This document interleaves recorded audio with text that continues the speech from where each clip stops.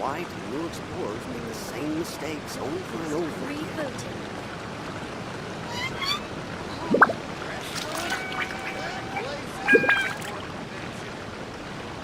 Come, try some creative cooking.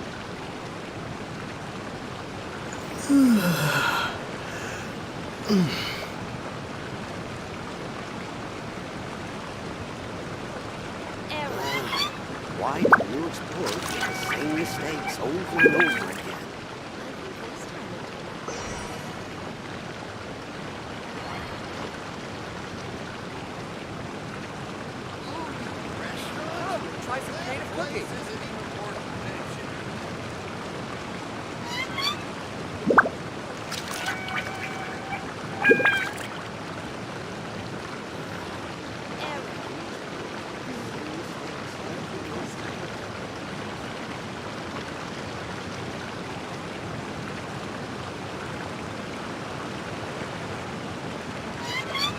Come, try some creative cooking. Come, try some creative cooking.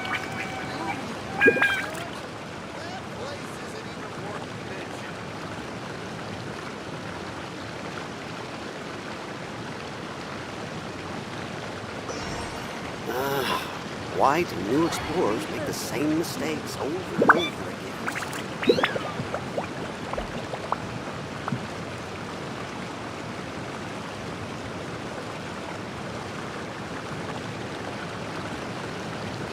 Come, try some creative cooking.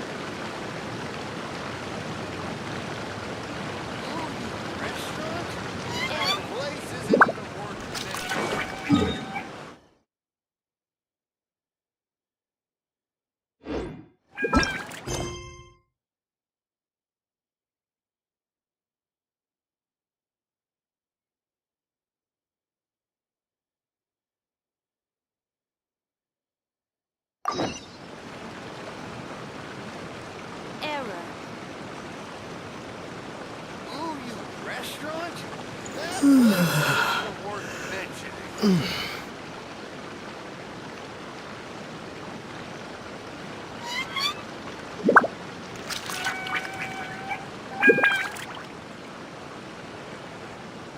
Come, try some creative cooking. Rebooting.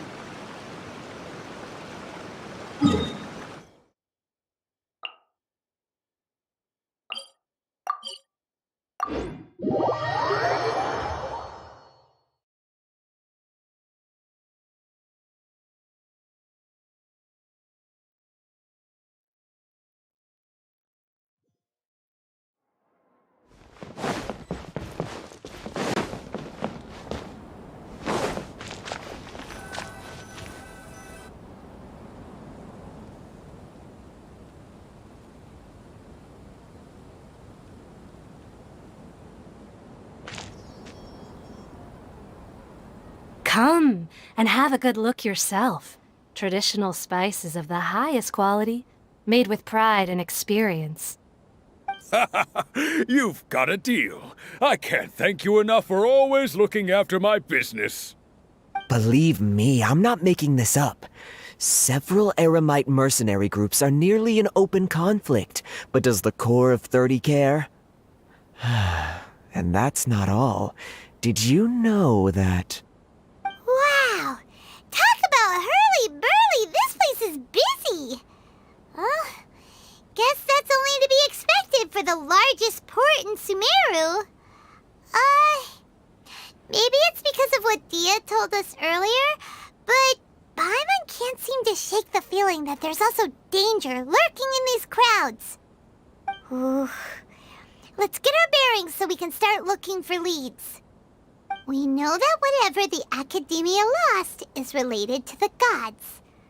But other than that, we don't have much else to go on.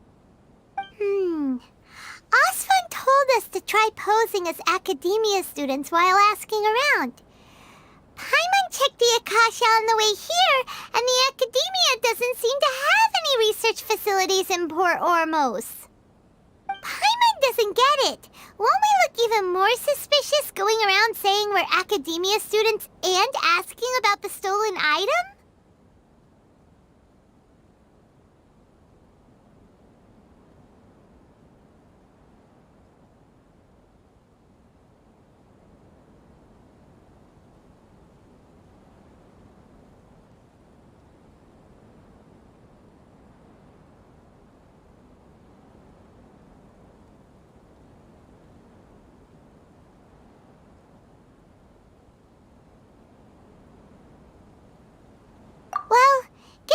people that come through here every day. If there's any information to be found, Paimon bets we could find it in the market. Let's ask around and see what we come up with.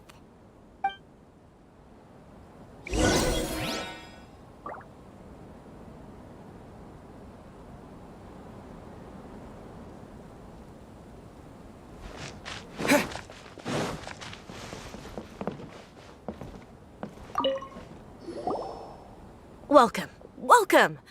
How can I help you too? Hi there. We would like to ask you a question. Do students from the academia ever come to Port Ormos? Of course. Especially around this time of year. Students from Sumeru City that are about to graduate often come to Port Ormos to cut loose a little. Many people often talk about how hard it is to get accepted into the academia, let alone graduate.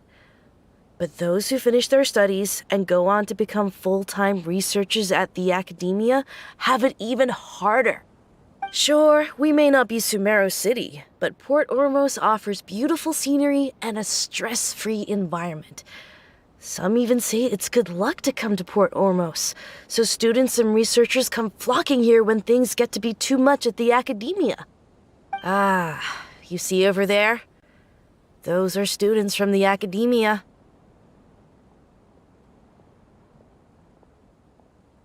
They've been looking worried and miserable ever since they got here a few days ago. If you ask me, the life of a merchant is better. So long as the Akasha teaches us what we need, then life is good. Those students seem to be discussing something. Let's see if we can listen in.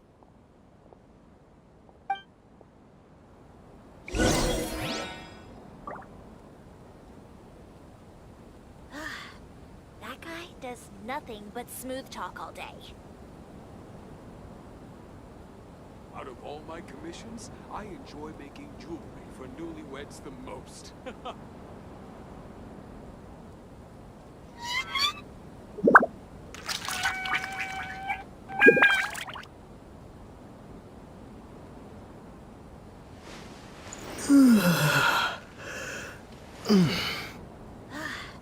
That guy does nothing but smooth talk all day.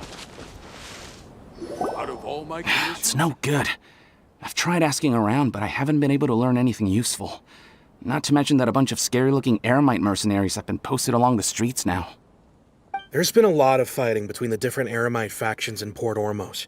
If we choose to move on our own, then it would be wise to steer clear of them.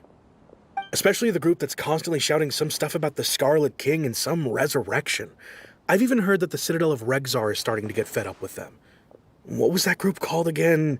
Ein something or other? They're called Ein el Akhmar.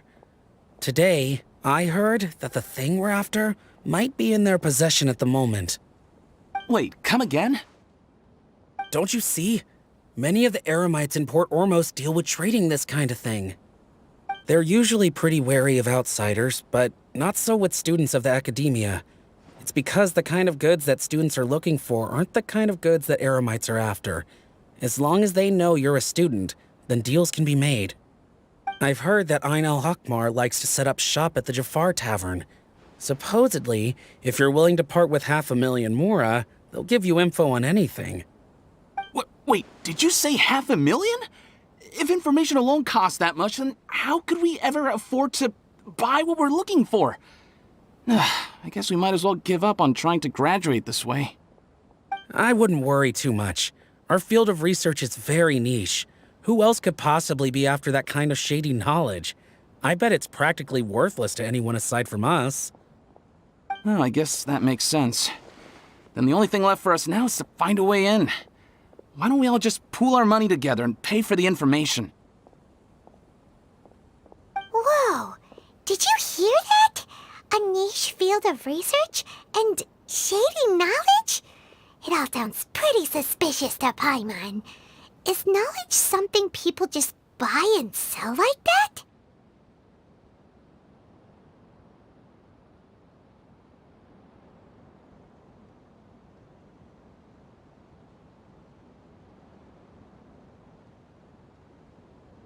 So, what's our plan?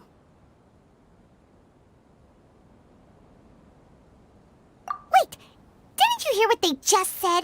Buying information is going to cost us 500,000 mora! Have you lost your mind? Oh, all right. Paimon never thought she'd agree to parting with that kind of mora. But if you know what you're doing, then we should give it a shot.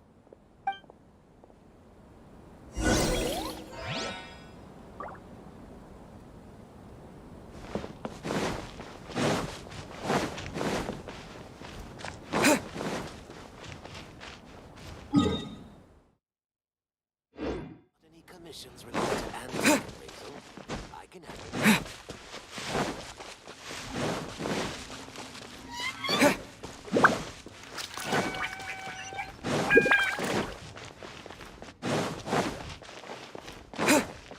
This is the place we heard those students talking about.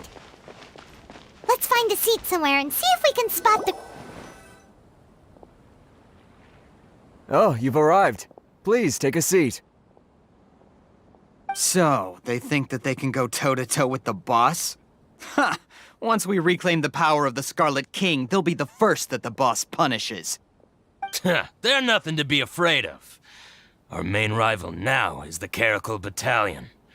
They've also amassed a significant amount of more this time, so we mustn't underestimate them. How can the Caracal Battalion compete with the boss when they're nothing but a bunch of money-grubbing opportunists out for a quick mora?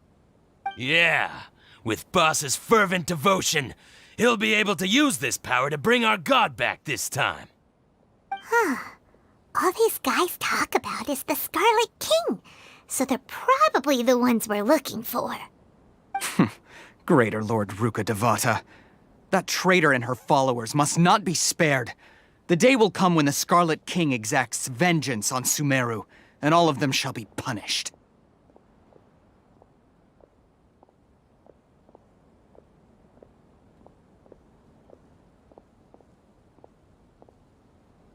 Yeah, Paimon was wondering what they meant too. We should ask about that if we get the chance later.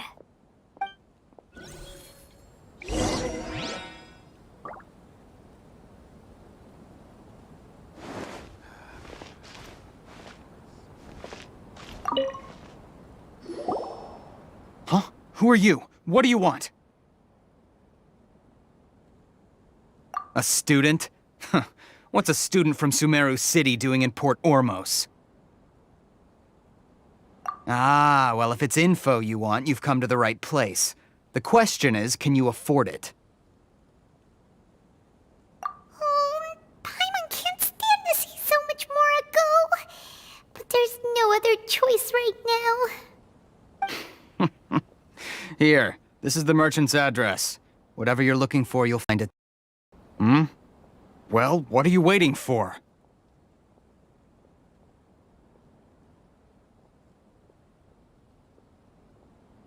Oh, that's right! We heard you mention the Scarlet King just now. We're actually interested to know more because we're, archaeology students! Fine. Since you've already handed over the Mora, I guess I can throw in a little extra info. As you can see, members of Ain al-Ahmar are devout believers of the Scarlet King. Years ago, the Scarlet King founded the great desert nation that was our homeland. It was an advanced civilization, far beyond anything you'll see in present-day Sumeru. The Scarlet King was the rightful god of wisdom, but he was betrayed by a companion he trusted. She even stripped him of his title, God of Wisdom. So, you mean the traitor was... Greater Lord Ruka Devata, yes. That shameless wretch destroyed the Scarlet King's civilization, and our ancestors were forced to flee to this land where we were made to suffer the tyranny of our enemies. Furthermore, she conspired with the academia to cover up the truth of her actions, and create the merciful and benevolent facade for which she is now known. Ugh, just thinking about it sickens me. But the story doesn't end there, oh no.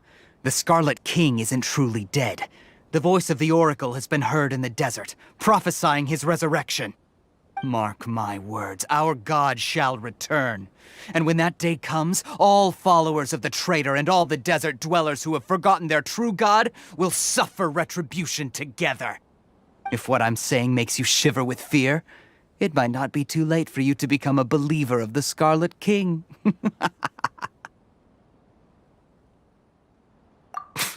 I don't have anything to say to you academia people about that.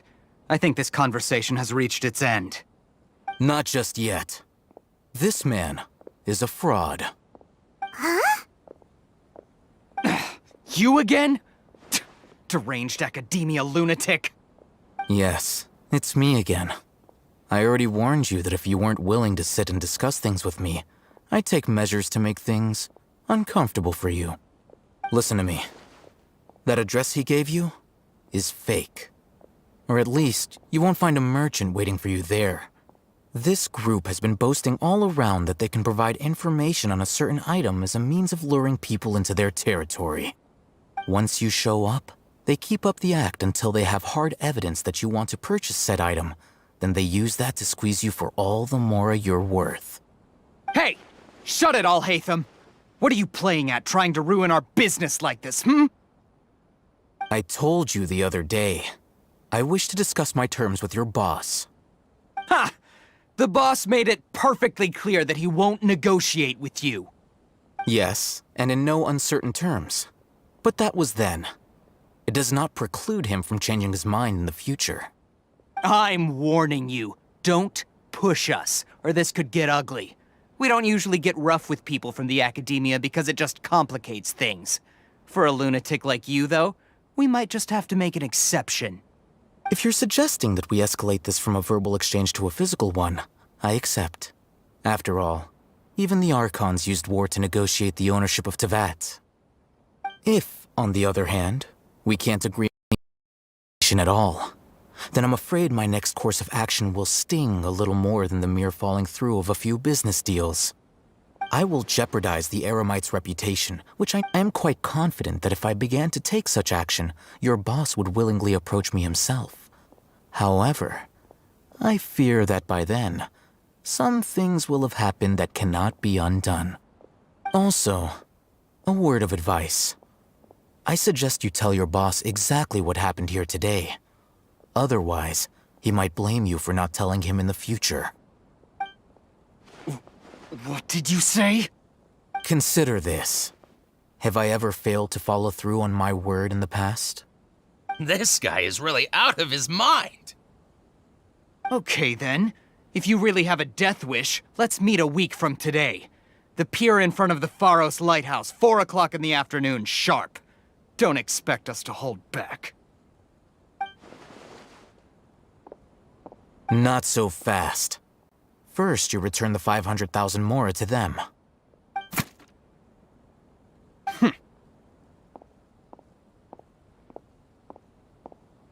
Please, I beg you, don't provoke them. We can't afford any trouble with this crowd. They haven't even paid for their food yet. Ah, Mr. Iman. There appears to be fewer staff in the restaurant recently. This wouldn't happen to be because they're all busy spreading the word to the students, would it? Well... Someone who chooses to do business with a group like that really can't afford to get so flustered the instant someone confronts them about it. Consider the meal compensation for our silence. I'd say you're getting an excellent deal. Whoa, did you see that? He not only got us our Mora back, but sent the Emirites running too! Plus, he seems to know a lot about what's going on around here. Let's catch up with him and ask some questions. Got it. He went that way! After him! So then, what happened next? What's going on? How can there be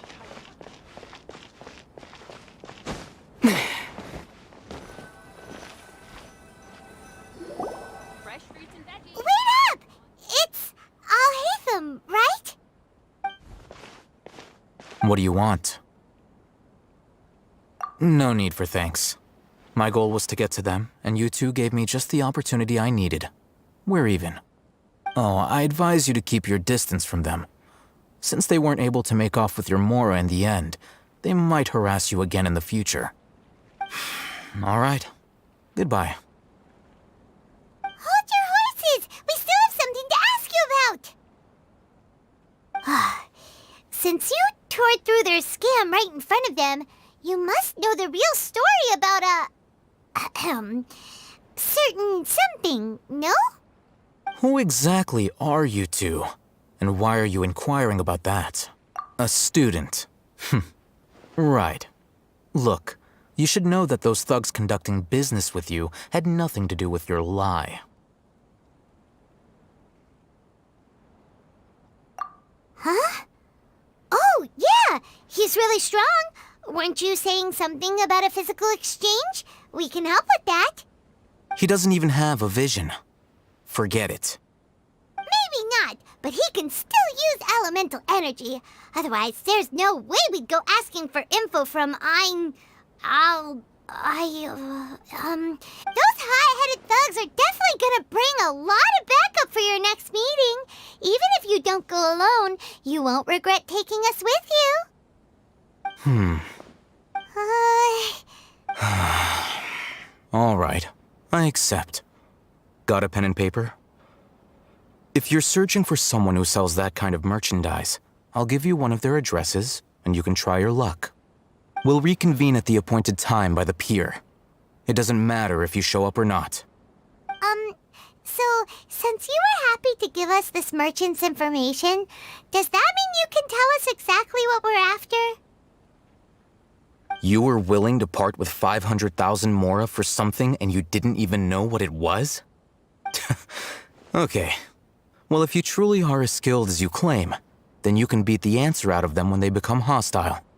Look, if you've been making inquiries, then you have to know something by now. Tell me what you know so far, so I don't waste time repeating information. We know it's connected to the academia somehow, and that not only do the Eremites deal in it, but some students want to get a hold of it too. You know almost everything there is to know, but you're unable to compile this information because you've never seen the object before. This is what you've been looking for. Huh? Paimon can't... It looks like some kind of ornament. This is a knowledge capsule. To put it simply, it's a vessel that can store a fixed quantity of canned knowledge. It's like a miniature Akasha. Anyone who links it to their personal Akasha terminal instantly becomes privy to its contents.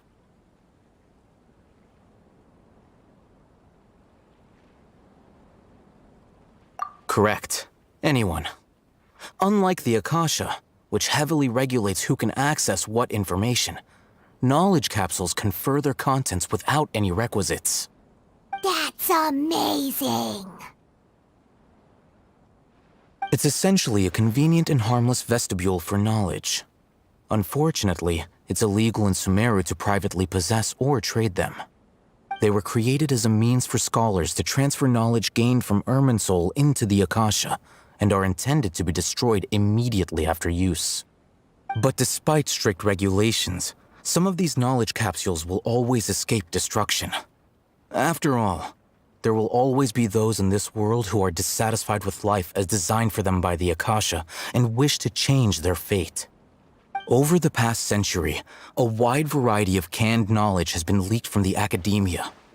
Now, in Port Ormos, the valuable ones are a means to mora for the Eremites. Meanwhile, those which the Eremites deem to be useless to them occasionally prove useful to the common citizens and hapless academia students. Well, I think that about sums it up.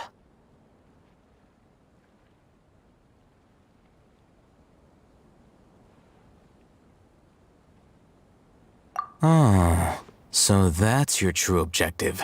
With our current arrangement, I don't believe I can offer an answer. You're still resolved. Fine. Let's talk somewhere with fewer people.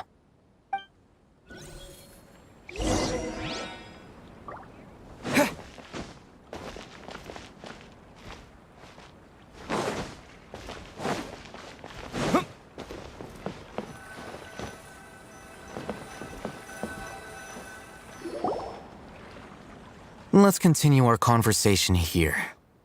If you wish to learn more about the knowledge capsule that the Academia lost, then you must help me with something. I need you to find someone named Dory, a traveling merchant. Unlike the peddlers who hawk inferior knowledge capsules, she often has quality goods in stock. Some say that as long as there is profit to be made, there is nothing she won't dare to sell. She's guarded against people from the Academia because most of her wares don't comply with Academia regulations. I think she blacklisted me. I met with her informant, but it soon became clear that they had no intention of letting me get any further. Become one of Dory's customers and earn her trust. This is my condition for further collaboration. Why do you want us to meet with her? Until you complete this task, you don't have question privileges. Fine. So how do we go about doing this? You two are outlanders who haven't been here for long, so Dory should view you as safe clients. I'll give you the informant's address and their contact password. Beyond the password, though, I have no way of knowing what other tricks she might have up her sleeve. You'll have to improvise. This is kind of nerve-wracking. The true challenge begins after you meet her. She has a keen nose for Mora and a shrewd eye for wares, and she only likes customers who she deems to have good taste. I'll prepare some funds for you. Buy her highest quality wares and earn her approval. But we only just saw a knowledge capsule for the first time. We don't know how to tell which ones are good and which ones are bad. Is that something we can learn quickly? That's true. Have you two heard of elemental sight? Oh, that's a surprise. Guess I'll have to hold you in higher regard. Anyway, that ability should resolve your issue.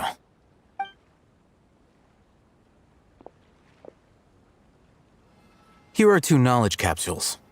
Tell me, can you detect any difference in their quality?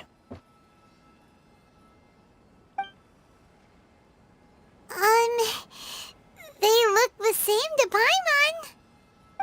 Try inspecting them with elemental sight. How'd it go? Did you see anything? Rumor has it that higher quality knowledge capsules generally appear brighter when viewed through elemental sight. That's because knowledge originates from Irminsul, the root of Dendro power itself.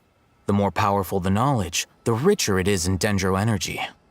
However, some canned knowledge with a high concentration of elemental energy is of little use in contemporary times, so those capsules are of little value.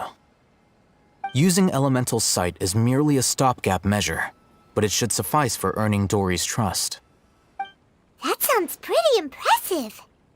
Here's a sheet with the informant's location and contact password, and here is the Mora for purchasing canned knowledge. Don't be cheap. You'll need to spend to catch Dory's eye. If there's any Mora left over, just keep it. Oh, and be sure to exercise some caution. There have been Matra present in Port Ormos lately. Your efforts will be for naught if they catch you. Matra?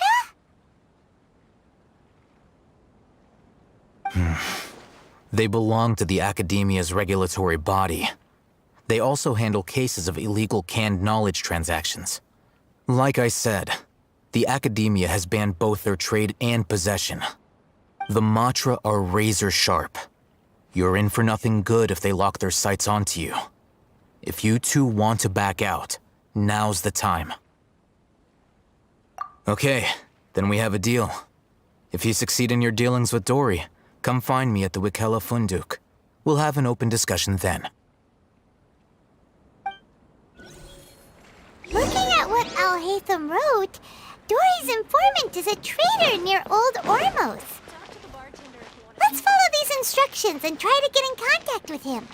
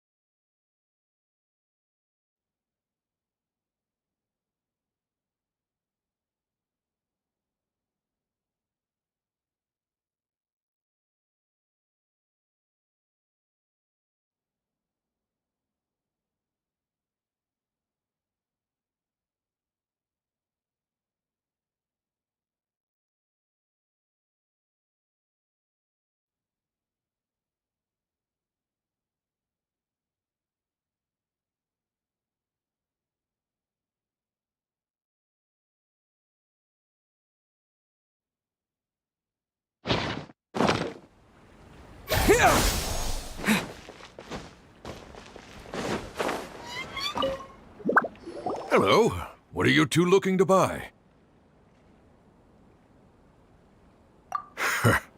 What a unique palette. We have unripe horror fruits, but we usually keep them in the back. I'll have someone escort you. Following the paper got us past the first round. Ronak, these two want to buy unripe horror fruits. Show them to the warehouse. Got it. You two, please follow me. You two have a fascinating fashion sense. You haven't...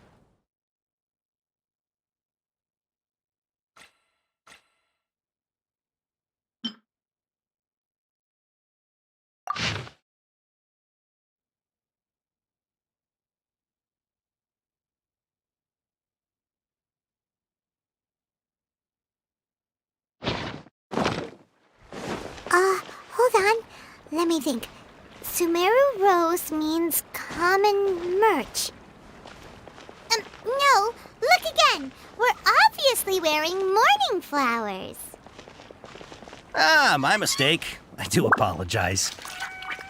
Whew. That pop quiz sure was scary. Ah, the warehouse is up ahead. Please follow me.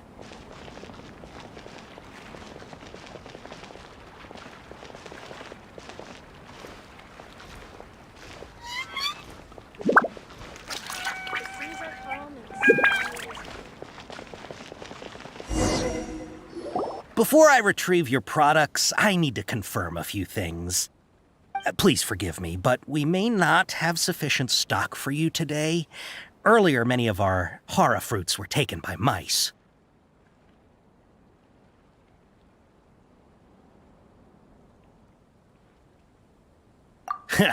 Thanks. If better goods come in, you'll be the first to know. You look like you have some skill. Why don't I pick out some fruits that'll make you dizzy?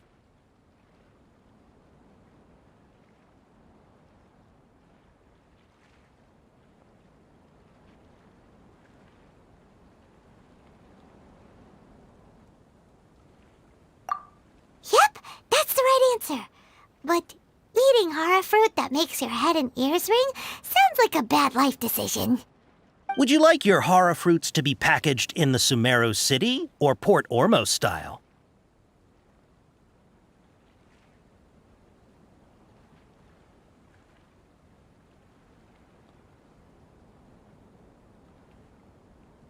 Wow, you two sure are generous customers. We'll be sure to package your products beautifully. Okay, everything has been confirmed. Miss Dory is waiting for you up at... Shoot! It's the Matra! Run! What? The Matra? Where? Oh, Hatham said we're done for if they catch us. We gotta get out of here. We don't know this area, so let's follow that informant.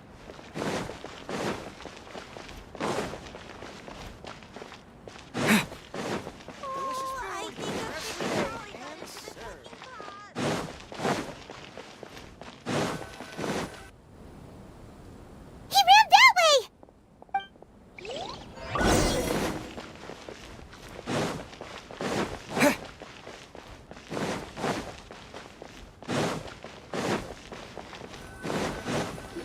Look, he's over there!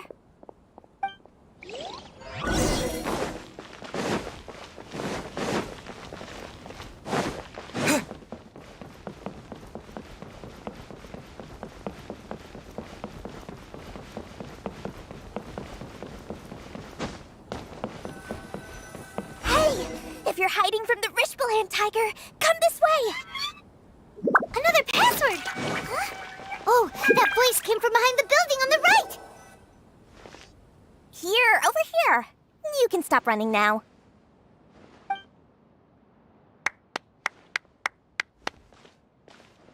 So you were the one who was calling out to us just now. But, are we definitely gonna be safe here? These two good customers wish to buy some hara fruit, Miss Dory. And if there's nothing else, I'll just excuse myself. Oh, very good. Thank you.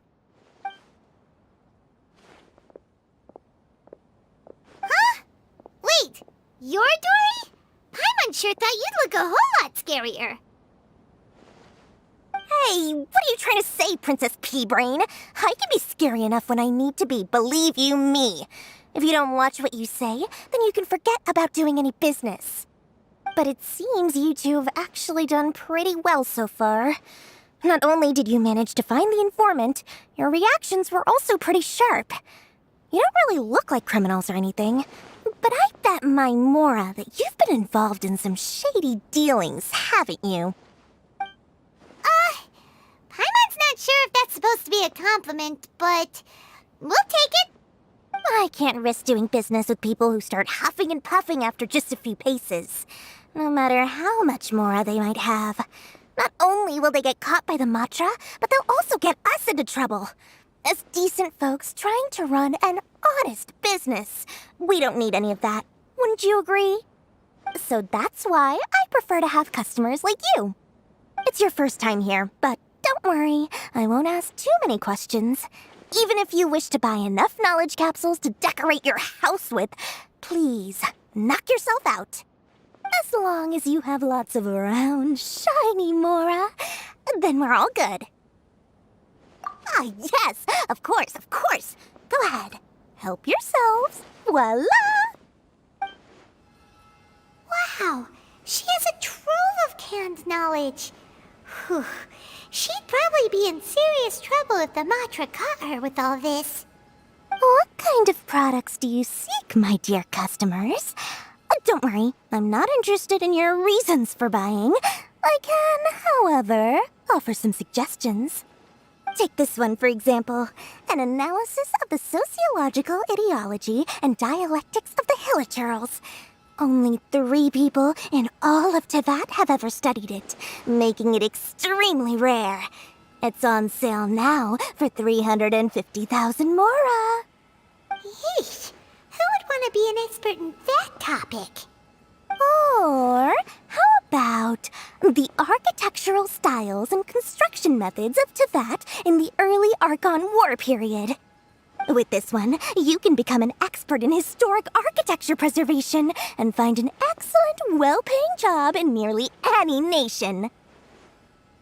Ooh, now this sounds like it could be useful. 2 million Mora, and it's yours. No discounts. Whoa, that's a lot of Mora! Of course, you are free to pick whatever your heart's desire. The contents and price of each knowledge capsule are indicated in small text on the body of each one, down at the bottom. All right, let's try the method that Alhaitham mentioned.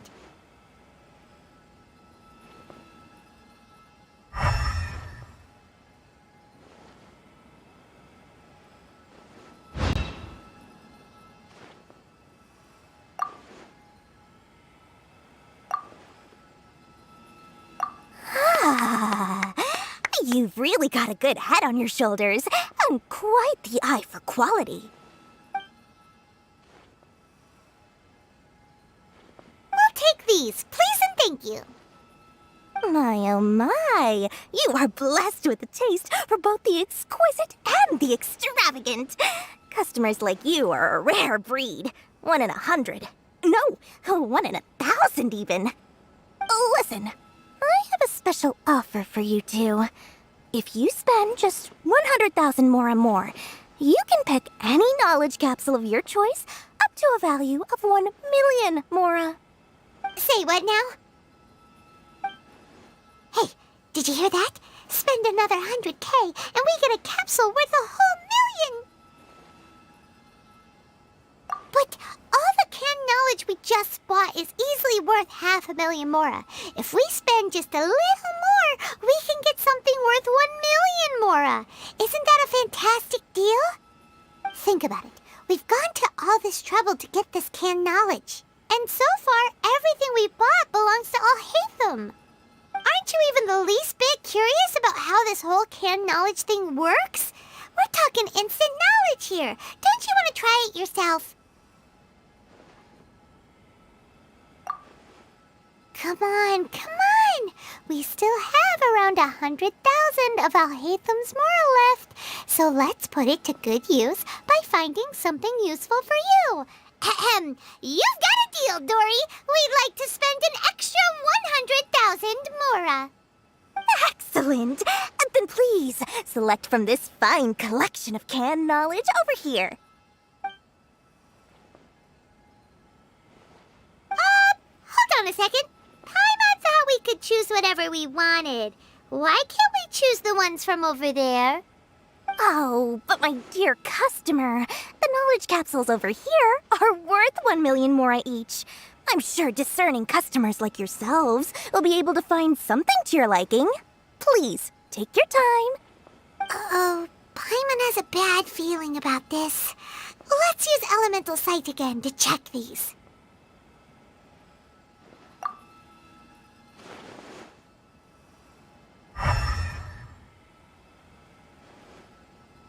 So, what did you see?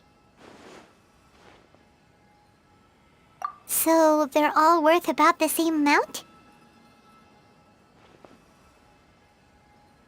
Well, anyway, the mora's already been spent, so let's at least try to find something useful. Let Paimon take a look here. An introduction to traditional Sumeru brewing techniques, the art of growing spices, an overview of ancient runes. Oh, how about this one? Sword Fighting Techniques 8. Not sure we'd ever find volumes 1 through 7, but at least this knowledge should be useful, right? Let's go with this one.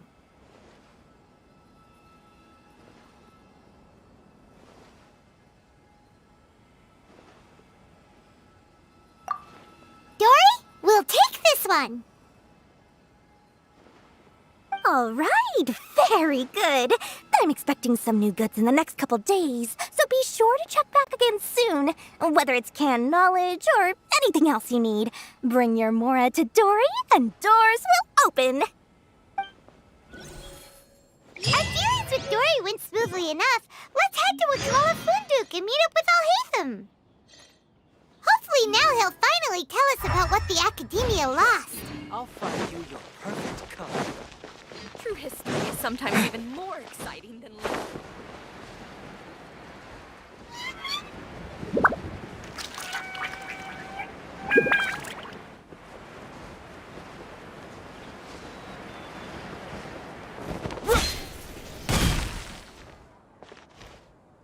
Ha! You two made it. And from the looks on your faces, you were successful.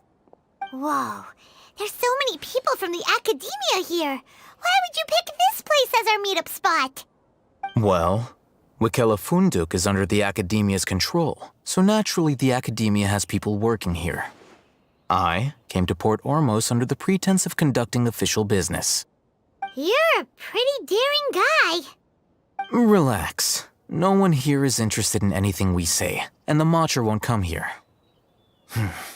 Okay now, tell me how your encounter with Dory went.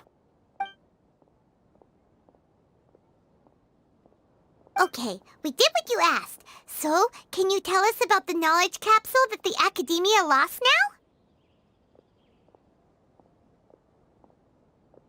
Before that, I have to ask, why are you two so intent on tracking it down? You don't have to answer, of course. Yeah, he just wants to meet the God of Wisdom and ask her about something important. We've been in Sumeru for a while now, but we still haven't found a way. When we heard that the Academia had lost something that might be related to the gods, we came here in case it turned out to be our lucky break. In that case, you're on the right track. A short while ago, the Academia lost a knowledge capsule in the desert. It's supposedly a divine knowledge capsule. Use it, and you'll gain the wisdom of the gods. Wow, there's really such a thing as that? Hey, if we find it, do you think we could learn how to meet the Dendro Archon? Ooh, or how to find your sister? I highly doubt it has any mystical properties, but it does indeed exist. And it's right here, in Port Ormos. So, where exactly? That's what we need to find out next. I won't deny that. I am investigating because I'm curious as to what the divine knowledge capsule truly is. As you know, The Eremites in Port Ormos also have their eyes on it. It is an extremely precious item. The knowledge contained within may bring great power or wealth to whoever has it in their possession. Several brigades have been vying for ownership of it as of late, but there is still no victor. My personal finances and connections cannot compete with those of the Eremites. After attempting various methods, I finally managed to reach a tentative agreement with several brigades. I agreed to forego ownership of the Divine Knowledge Capsule in exchange for the opportunity to study it. After all, there's no harm in understanding what it is. However, there are those who are less amenable to negotiation, such as those from Ain al-Ahmar. They adamantly believe that the Divine Knowledge Capsule contains the Scarlet King's power, and that he will return to this world when they obtain it. They refuse to let anyone from the Academia tarnish their deity's soul. So you kept hounding them because they refused to cooperate with you? Yes. Ain al-Ahmar isn't exactly wealthy, but its members are determined to get that capsule by any means necessary. To that end, they've resorted to many methods more foul than fair in order to amass sufficient funds. So, I've been sabotaging their business to force them into negotiating with me. The Divine Knowledge Capsule should be up for a secret auction within the next few days. Each brigade will place their own bid, and the prize will be covertly given to the winner. To ensure the capsule's security and to evade the Matra's notice, the winning brigade will not publicly disclose their victory. Unless I know whose hands the Divine Knowledge Capsule ends up in, my agreements with them will fall through. Dory is the most reliable source of information, but that avenue was previously closed to me. With you on board now, the situation is different. In other words, you wanted us to befriend Dory so you could find out where the Divine Knowledge Capsule is. Yes, you can say that. But this arrangement harms none of us. The day after tomorrow, go back to Dory and try to purchase information on the Divine Knowledge Capsule's whereabouts. If she has no information, wait 2 days and approach her again. If I get the opportunity to study the Divine Knowledge Capsule, I will relay my findings to you. Will that suffice as compensation?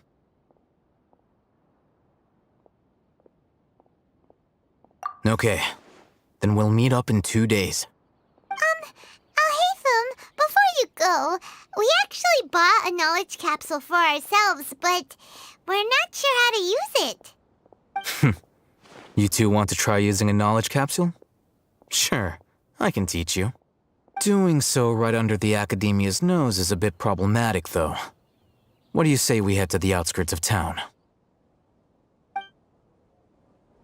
I didn't do anything. So why are they These cursed scholars have ruined all of my precious ancient books.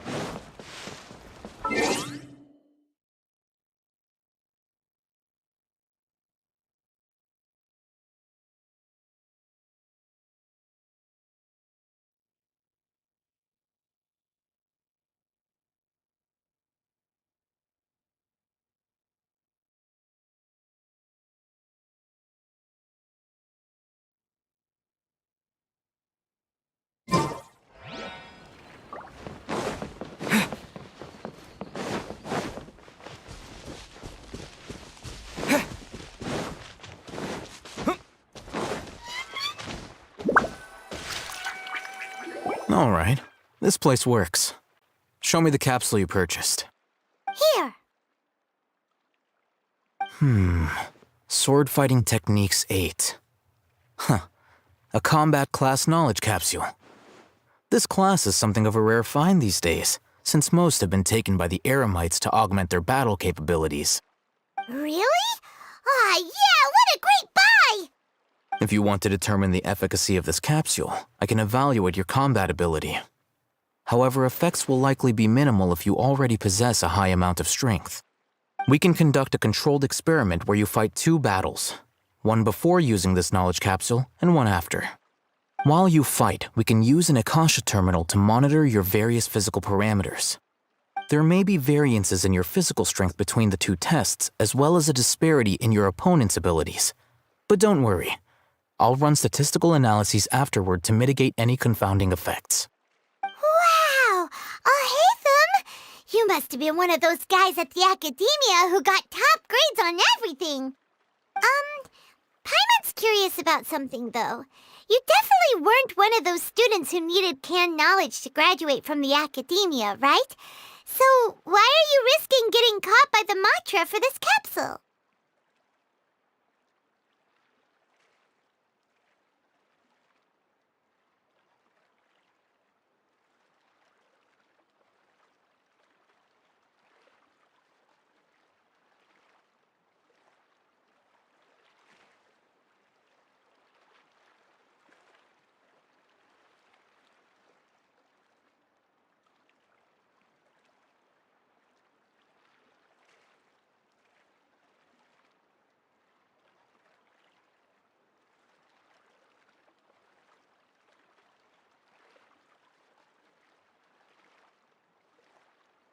When you are unable to understand a researcher's actions, most cases can be attributed to curiosity. This is but one theory. Sounds like you're trying to avoid the question. All right, let's begin the test. Just fight as you normally do.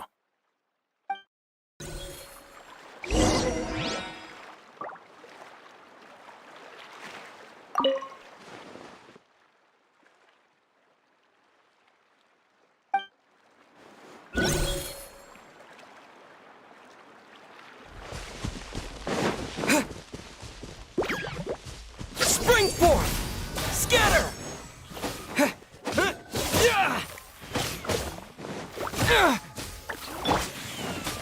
One with nature.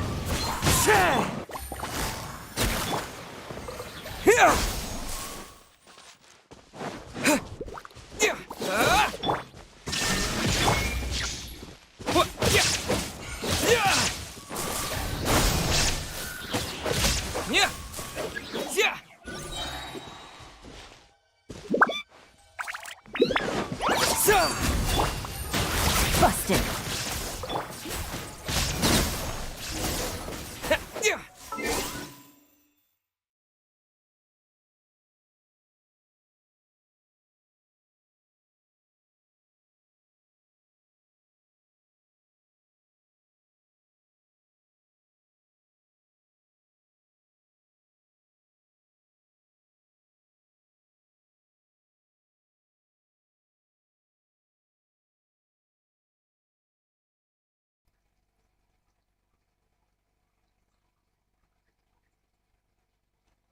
Hello?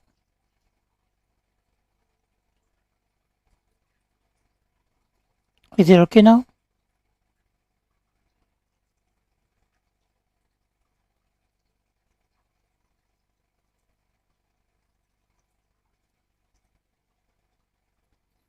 Can you hear me now?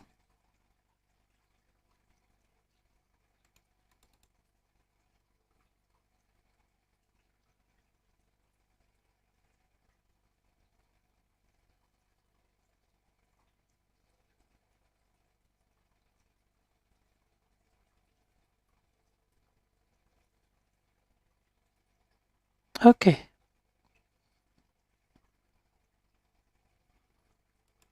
So right now my model is crashed, so I'm not gonna start it. I don't know if I want to start it again. probably.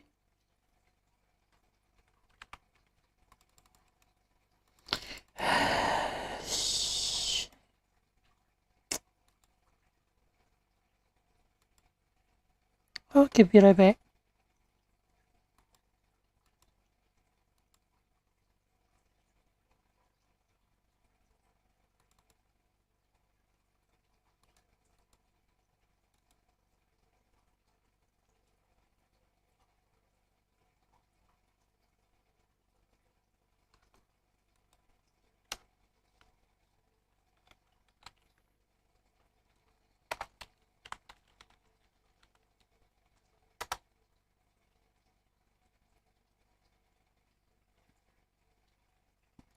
Yeah, oh, hello there. Yeah, it's a little bit laggy. Probably my internet.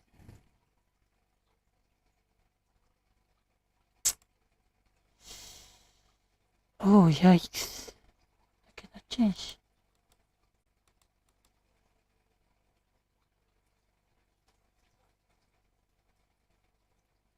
I am probably gonna transition right here.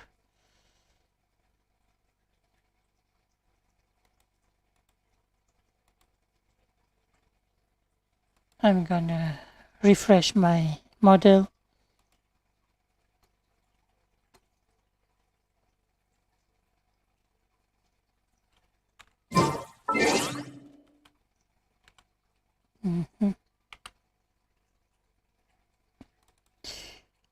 Just a normal technical difficulty. BRB.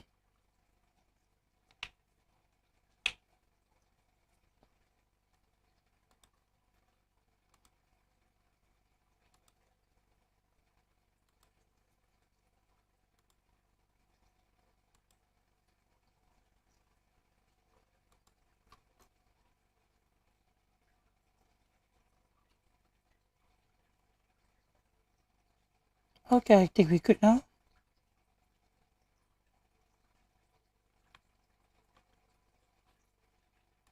Okay.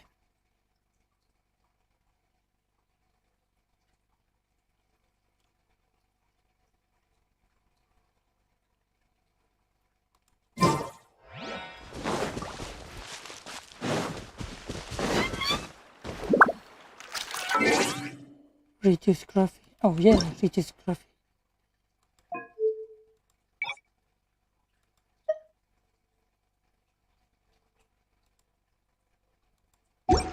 Okay, I hope this one is okay. All right. I'll link your Akasha Oh, good terminal to evening, record Cairo. data. The next step is to use this knowledge capsule. Hold it in your hand.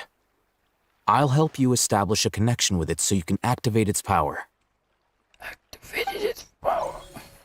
The power of knowledge. Wait, what? Oh wait. Wait a second. I thought I need to do something.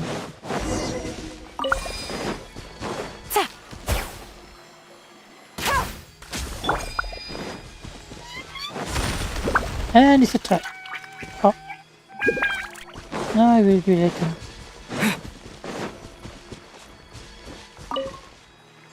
All right. I'll link your Akasha terminal to record data. The next step is to use this knowledge capsule. Hold it in your hand. I'll help you establish a connection with it so you can activate its power. Oh, it's been lagging really hard.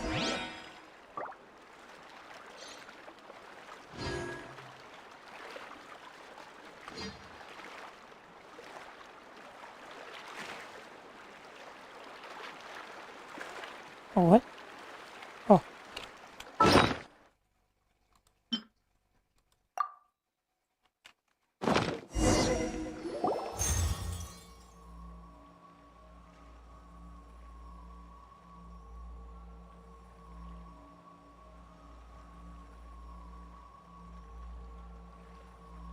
Hey, how are you feeling?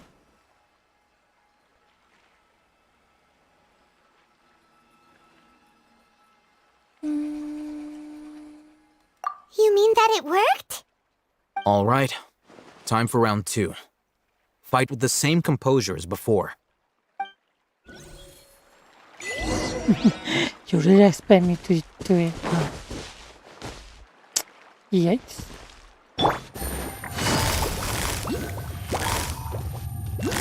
Quietly now. Into the wind. Scatter! There is no escape.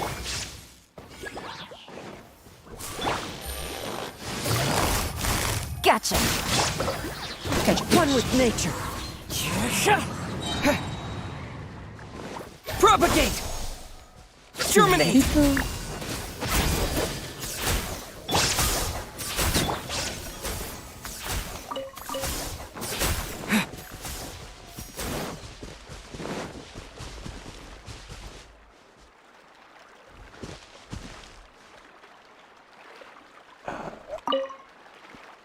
Now, I'll start recording data again. Wait, recording? Oh, Hatham, how's it going? Well, the knowledge capsule you purchased did improve his combat capability. During the second fight, his overall fighting performance increased by 0.073%. That's it? Wait, how much?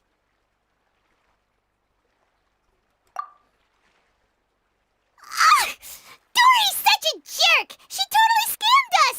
1 million mora? This thing isn't worth a tenth of that amount! Of course, this could be because he is so powerful that the capsule's contents were unable to produce a substantial increase. At the very least, this test allowed me to gain more insight into you two. Our deal seems increasingly worth my investment. I'm heading back to Akela Funduk. I await your response in 2 days' time. This is Mora for when you ask Dory for information. Pay her as much as she requests.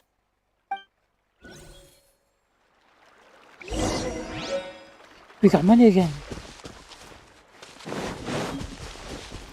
Now, as for you.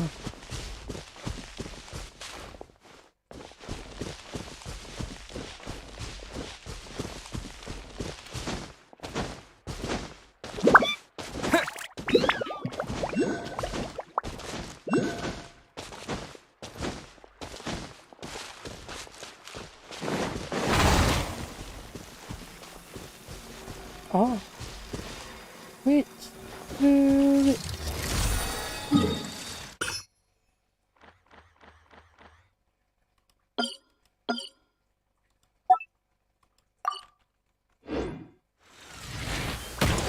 Oh, you did that. Quietly now. Illusion shattered! The wind knows me. Here comes the catch. Shine down! Inazuma shines eternal!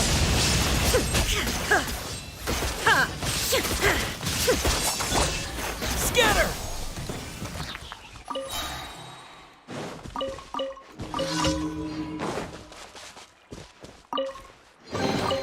Is this an answer from this world?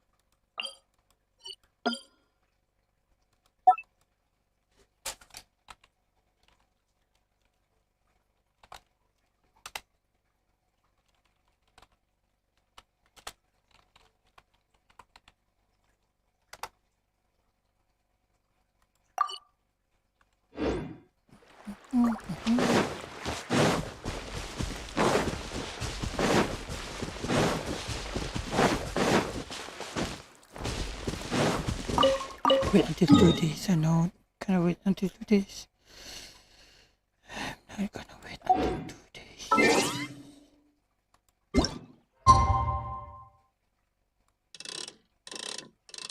1, 2.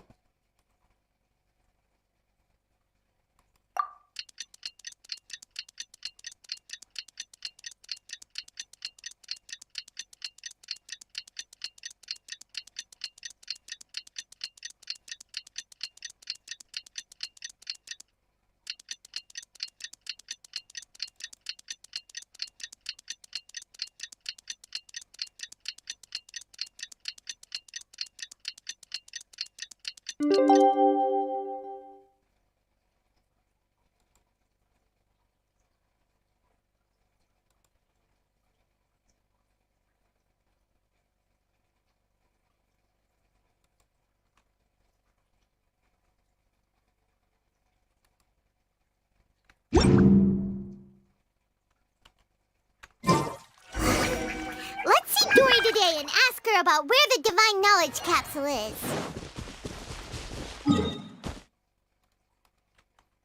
Oh, shoot.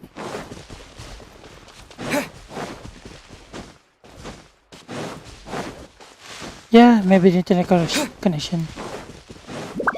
Probably.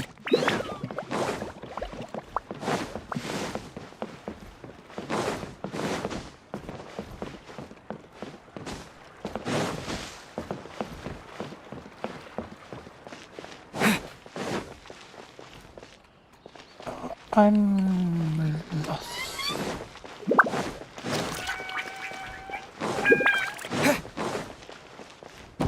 Oh, wait! How dare you? You son of... Sumeru specialty spices. You won't find them anywhere else.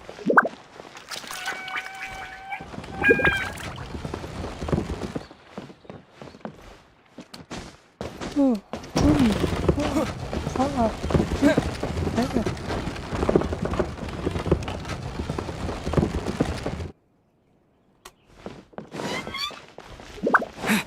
History is sometimes even more exciting than What color? Here, over here! Oh, welcome back, my loyal patrons. What can I do for you this time? You name it. Can knowledge, supplies, or anything else you need. I'll find a way to get it. Where there's a waterfall of Mora, there's a way. Can you really get us anything we want? Anything at all? Aha! So it appears that canned knowledge alone is no longer sufficient for your opulent appetite. Then please oblige me. Tell me what you have in mind. Oh!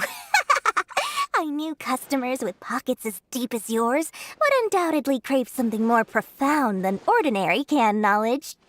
But you know, that kind of information isn't going to be cheap. After all, I had to work really hard to weasel my way into the auction site. Not to mention that if anyone found out that I was the leaker, I would be in big, big trouble. But how can we be When sure I'm your gonna live on information is VR chat, huh? accurate? Paimon's curious how you just happen to Probably have after this I kind get of my info the VR moment we or need start it. RPing. Because to Probably. me, anything of value is what I consider to be my supply. Therefore, I must always be aware of what's hot on the market in order to secure more sales. As for the information's authenticity, well, you've no need to worry about that. I used a camera to take a picture of the transaction. That way, no one can dispute it. Name your price, It's Dory. always a pleasure doing business with such sterling patrons. Now that you've paid in full, here's the scoop. The Divine Knowledge Capsule was purchased yesterday by a certain Misery, the leader of Ain El Ahmar. Ain El Ahmar? You mean Ain the El Eremites who worship the Scarlet King? Ah, so you're already familiar with them. The group has done everything in their power to obtain the Divine Knowledge Capsule. After all, they believe it contains the power of the Scarlet King. That Divine Knowledge Capsule is unlike any other canned knowledge I've seen before. It was glowing bright red. The capsule is clearly visible in the picture I took. You can look for yourself. Thanks for the info, Dory. Please, it's my pleasure. It's all thanks to discerning customers such as yourselves that my efforts yesterday were not in vain. Please, don't hesitate to contact me if you ever need anything else in the future. Mora for Dory opens doors.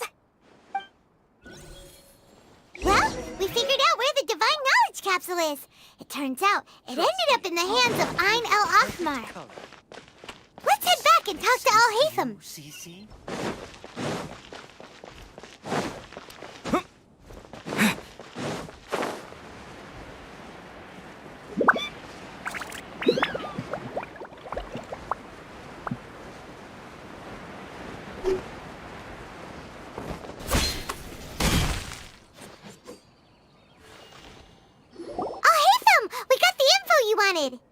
Really? All right. Let's hear it.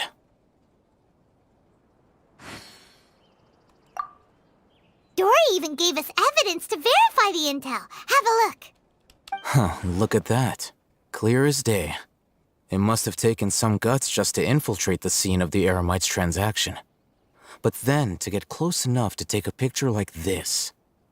Bold move, Dory. Very bold move. All right. The person in this picture is indeed Misery, the leader of Ain el-Ahmar. And the glowing red capsule he's holding appears to be the Divine Knowledge Capsule. In which case, if we play our cards right, when we confront them next week, we should be able to force them to show their hand. At first, Paimon didn't get why you were provoking these Ain el-Ahmar guys. But now, it sort of makes sense. Everything's playing right into your hands. After we defeat them, we can finally have a serious talk with their boss and get them to lend us the Divine Knowledge Capsule. Thank you for your time and efforts. Take a few days off while I make some preparations. Let's meet up again on the afternoon of the arranged date, 3 o'clock sharp. See you then. 3 o'clock sharp.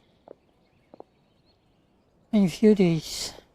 Al-Haytham sure is taking his time. Where could he be? Oh, there he is. Sorry to keep you waiting. Let's head to the pier in front of Pharos Lighthouse. Yep, let's go. Let's go pick this shit out of him.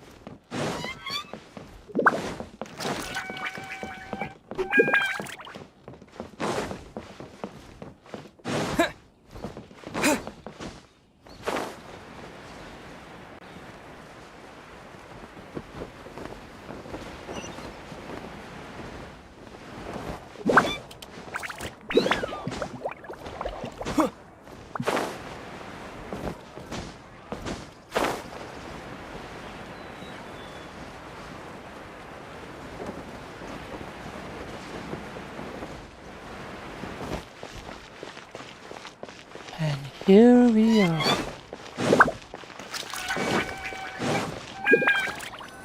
Al-Haytham.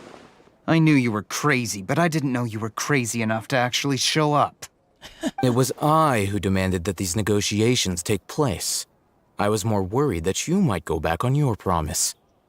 But to your credit, it appears that you're sticking to your word. This is turning into quite an occasion. I also brought some backup. I assume you don't mind. Backup? Aren't you the brat from the restaurant the other day? You've come to support this lunatic because he helped you out? Fine, your funeral. Nope, your funeral. I'm not going to mince my words. Once we're done with you, you'll be nothing more than fish food. Get 'em, boys! Get 'em, boys. Uh-oh, here they come. Good luck, you two.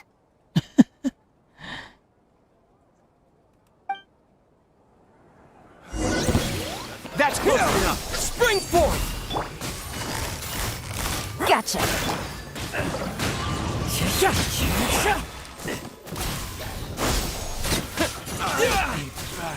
Following orders. Things are about to get dicey. As one with wind and cloud. Now you shall perish. There is no escape.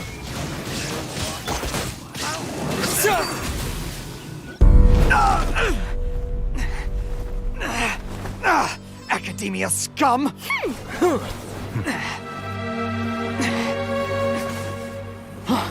Boss! Finally! Did you use it? Great! Now we can...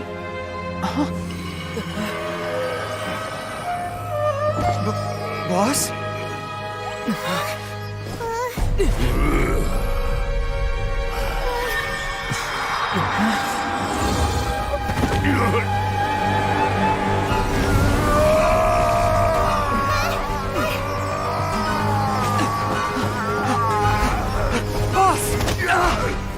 What's wrong? What happened to him? Yeah, thank you. We have to cut his Akasha connection, now.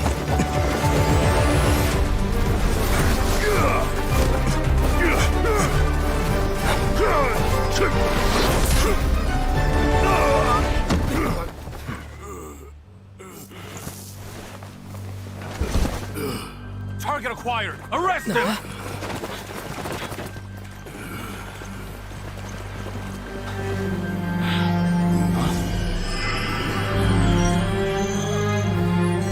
Do not impede our work. Is that understood, Al-Haytham? Of course. I was only trying to help. Take him away! Sneaky, sneaky.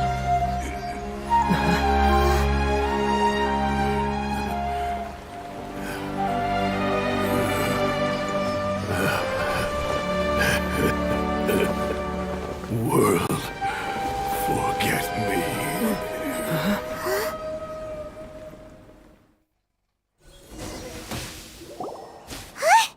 What in Teyvat just happened? It's like that big guy suddenly lost his mind. It looks like he used the Divine Knowledge Capsule. You mean the Divine Knowledge Capsule did that to him? No, but it's not. Oh, yeah. You mean how some researchers go insane after getting knowledge from Irminsul? I've heard of numerous incidents of researchers in Satyavada life going insane. The state that man is now in suggests that this is a similar situation. This Divine Knowledge Capsule does appear to be linked to the gods, but beyond that, it doesn't seem anything like the rumors suggest. Possessing it doesn't grant you divine wisdom or power. Did you hear what he said? World, forget me. What could that possibly mean? That world forget the god. Come on.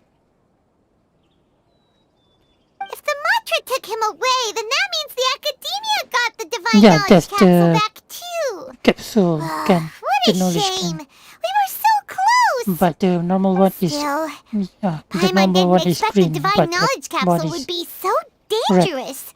Imagine if we tried to open it. Oh, The who one knows that what would we have happened actually to search us? for. As things stand, there is no reason for me to remain in Port Ormos. I believe our collaboration has also reached its end. Oh, we were so busy trying to find the Divine Knowledge Capsule that Paimon forgot to ask you something. Since you're a member of the Academia, do you have any idea how we can go about meeting Lesser Lord Kusanali? Truthfully, I don't. Lesser Lord Kusanali appears to exist outside of Sumeru's entire administration. Most of the time, you wouldn't know she exists at all. Moreover, since the Academia possesses the Akasha, a symbol of our deity's wisdom, scholars have no reason to desire to make contact with the deity herself anyway. Everything about Lesser Lord Kusanali is such a mystery. I'm heading back to the Academia. How about you two? It's almost the day of the Sub-Zeros festival. Maybe we should head back too. We've been brushed off our feet over the past few days, so maybe a little rest and relaxation will do us good. Let's return to Sumeru. Then we'll part ways here, Alhaitham, until we meet again.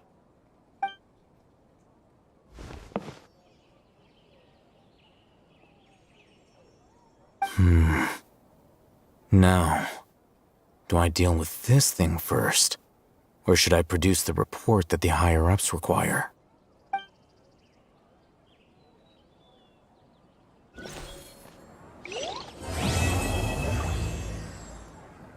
It's complete. That's enough work for today. Now either I want to continue with this thing or gonna get off. It's not 1 hour yet.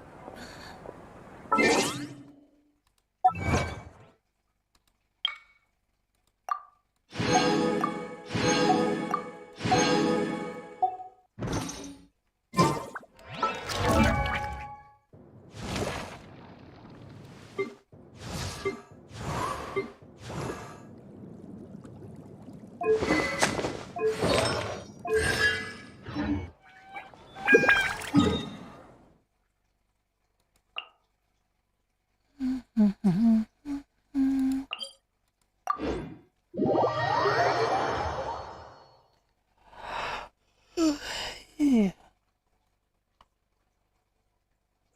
We didn't miss the Sumeru's festival, right? Let's hurry and find Dunyarzad. Paimon thinks she must be around the Grand Bazaar, since she showed us around there last time.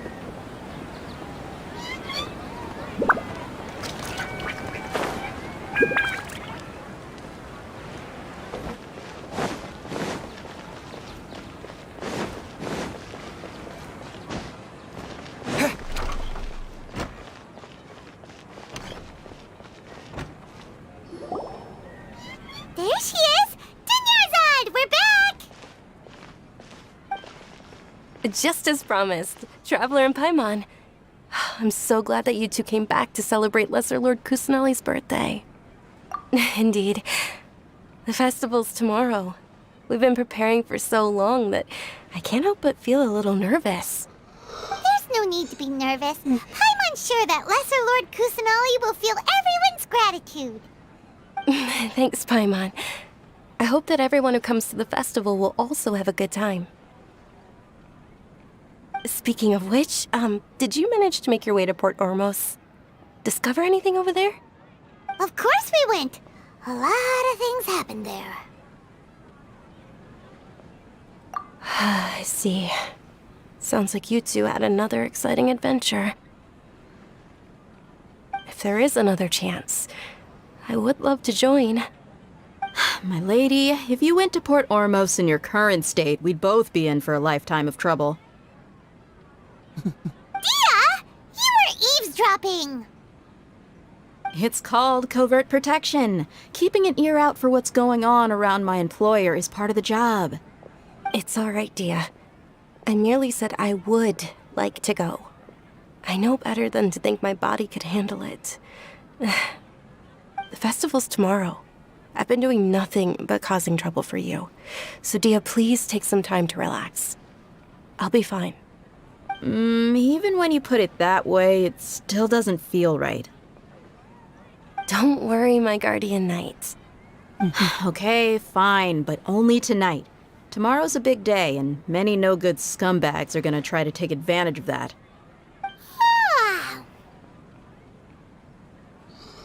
Oh, you two must be exhausted from your long journey back to the city.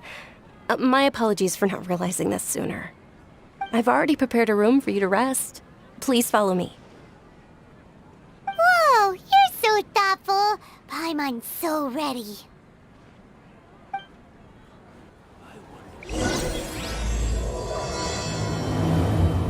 Welcome. Future Spice is here. We've got all kinds. Comes with its own facets.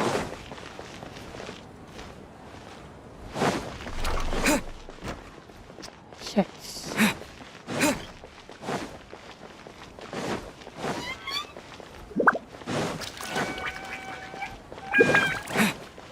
Maybe after this mission, then I'll be off.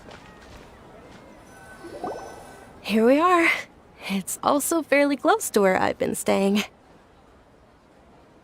looks really nice. Okay, see ya. Thank you for coming. Not at all. Just tell me more about your adventures when you next get the chance. That's Paimon's specialty. Paimon can tell you stories next time. Oh, if you don't mind, how about we all walk around together tomorrow? All of my friends will be working the festival, and Dia is still insisting on her covert protection. Yeah.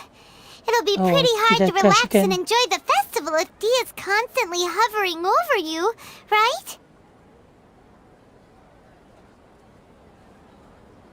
Then let's meet at the nearby bazaar first thing tomorrow morning. Have a great night. It's a deal. Good night, Dunyarzad. I may be too excited to fall asleep. See you tomorrow. Paimon's starting to really look forward to the Sumeru festival too. Will there be lots of yummy food? Oh, no. Thinking about food is just gonna keep Paimon up all night. The earlier we sleep, the better. Let's go inside, traveler. Yeah.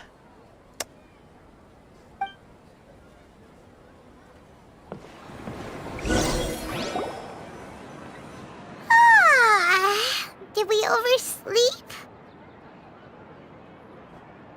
We should go meet Dunyarzad right away.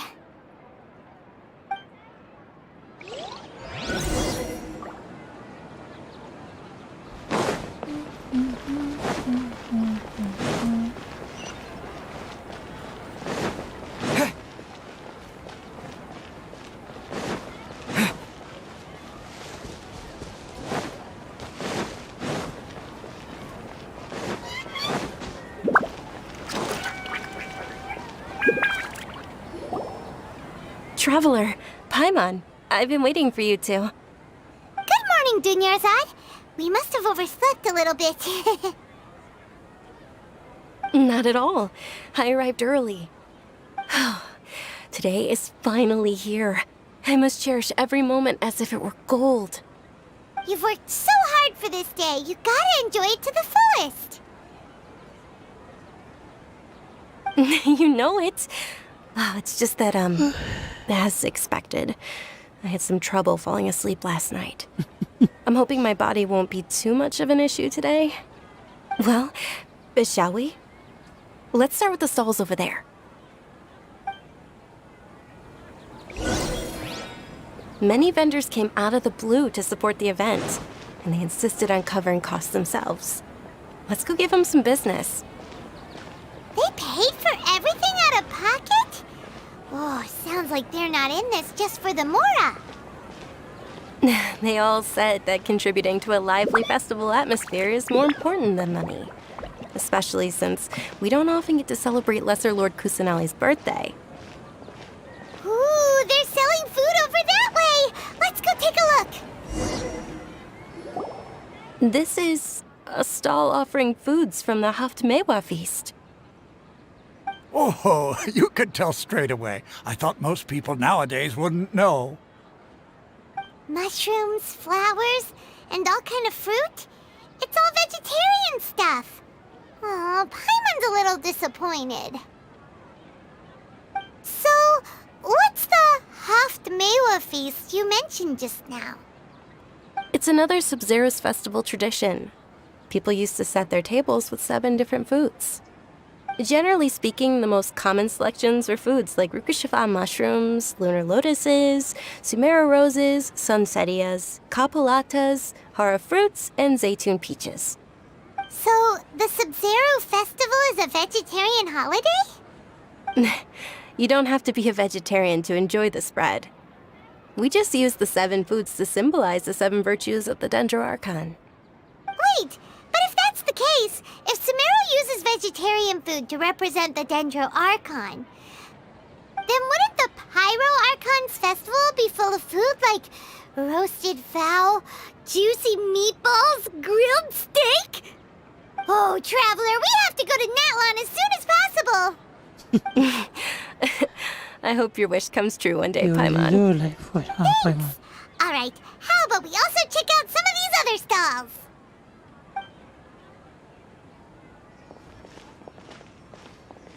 Dear customers, would you like to try your hand at alchemical divination? What's alchemical divination? Those two things sound like they'd be fun to try together. Right? I thought the same when I first heard about it. It is said to be a mysterious craft invented by none other than Lesser Lord Kusanali herself. So, how does it work? It's quite simple. After you give me any 2 alchemical reagents, I'll use them to perform a random transmutation. Sure sounds random. So random that it will probably fail. That is precisely what we need. After the transmutation fails, your one and only diviner here will interpret the remnants. Well, according to Lesser Lord Kusanali, everything is interconnected, and all that occurs can be traced back to fate. You could say this is a pearl of old wisdom. Why does everything sound so much more credible when Dunyarzad says it? Are you guys working together? So that's the true wisdom behind it. This young lady sure knows her stuff. So, how about it? Want to give it a try? Alright, I guess I can give it a try. Something random, huh? Something random.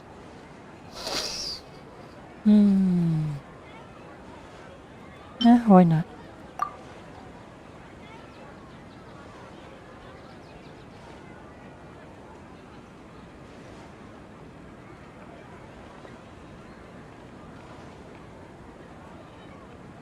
What can represent monster?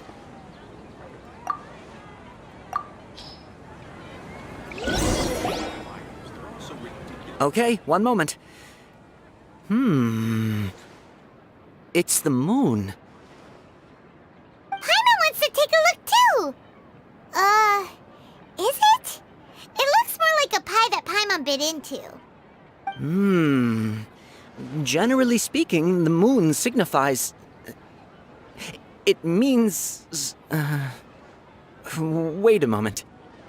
Is he really looking it up in a book? Oh, I remember now. It means illusions and lies. Illusions and lies? That sounds rather ominous. Yes, but this book says that if you trust your intuition and overcome your fears, the sun will surely rise. He's not even trying to hide his book anymore. Naturally, fate will only ever show you the beginning of a journey. It is up to you to forge your own ending.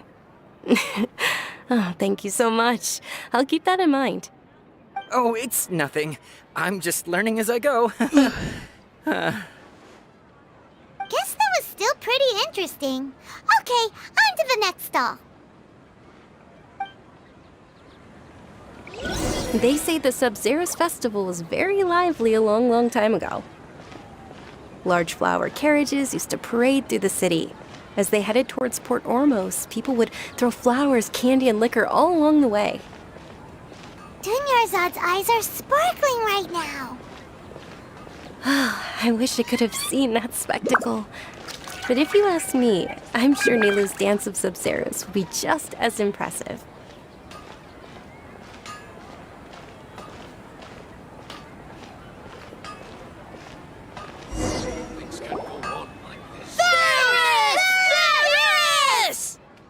Attention! Soldiers, fall into formation if you want any Yalda candies. That was fast. It's a weird guy with a weird hat. Hey, it's Dunyarzad! Wow! Miss Dunyarzad, the children love you even more than the Yalda candies. In the few short days it took to prepare for the Sub-Zeros festival, the children have all grown very fond of you. The Hallowed Night of Flowers. It's an honor that you know my name. Attention! In the name of Ferris, the Knight of Flowers, I commend you on your contributions to the glory. All right, little soldiers, take your Yalda candies and don't forget your loyalty to Lesser Lord Kusanali. Dismissed! Yes, Knight Varys! Just what is going on here? Ferris, the Knight of Flowers, is another Sub-Zerus festival icon, and one immensely popular with children. In the past, the actor portraying Ferris would also sit on a flower carriage. It's all thanks to Miss Dunyarzad's sponsorship that the children can make such wonderful memories today. As are we to you, Vihar. Oh, not at all. Oh, speaking of tradition, do you want some Yalta candies? They're a festival staple, and I happen to have some boxes readied here. Take a look and pick whichever one you want. Whichever one? Don't these boxes all look the same? That is the fun part. Each box contains a random flavor. It's up to the luck of the draw. Flavors include lavender melon, hara fruit, sunsetia. Ooh, those all sound pretty good. And there's also lizard tail and oni kabuto. Yikes. Huh? What's up with those two flavors? Oni kabuto is a little spicier than lizard tail. Dunyarzad, you tried them before? Traveler, help Paimon pick one. Paimon wants the sunsetia flavor. It's all right. Paimon believes in you. I also believe in your intuition. Great! These boxes of candy are numbered 1 to 5 from left to right. Which one do you want?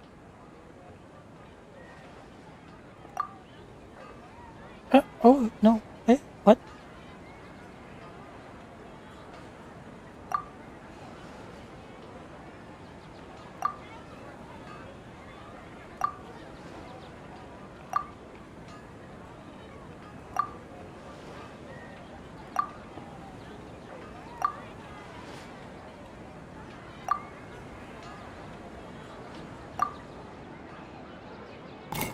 Attention!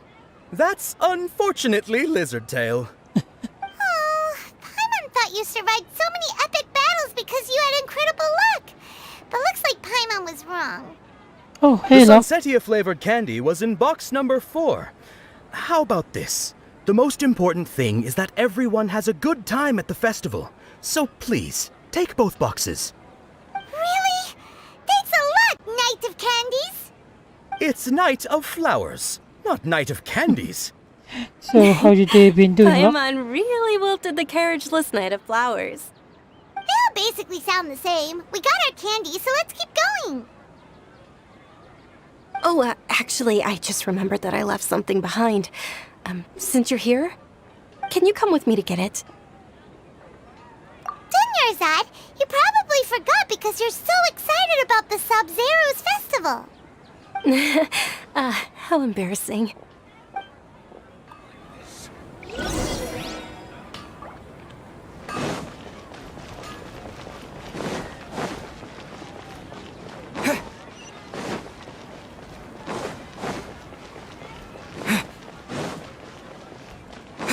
Thank you, but I think right now it's a little bit lag. I'm probably gonna fix it on We're next too stream. late. Who knew the little lady was such an early riser? I know, right? Hey, wait a minute. Boss, isn't that her? Oh, that most certainly is. We're in luck. She's walking right into our clutches.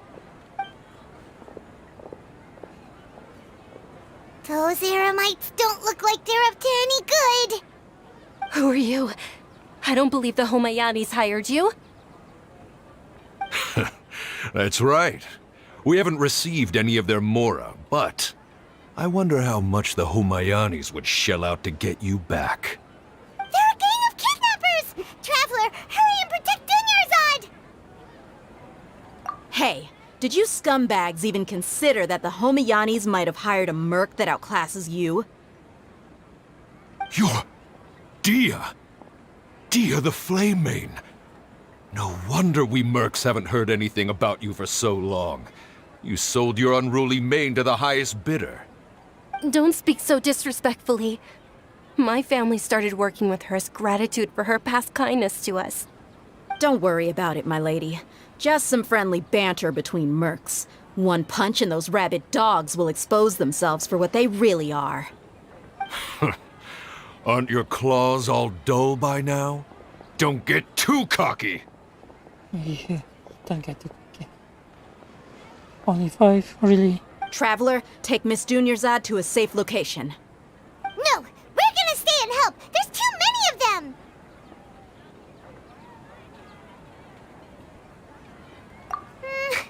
You're right. Alright, fine! Please be careful, Dia. Don't waste your time worrying about me. This is my job. Look out for yourself. After I've wiped the floor with them, I'll go find you all. Gonna find you. Ah.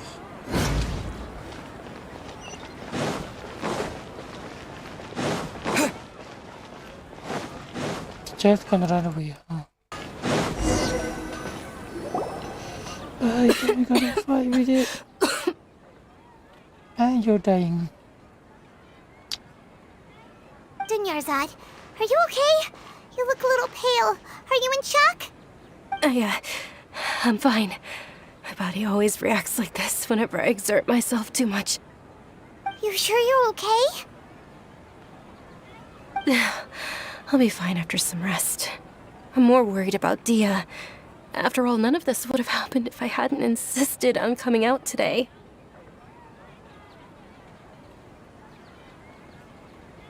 Don't worry, Shita. Yeah, don't worry.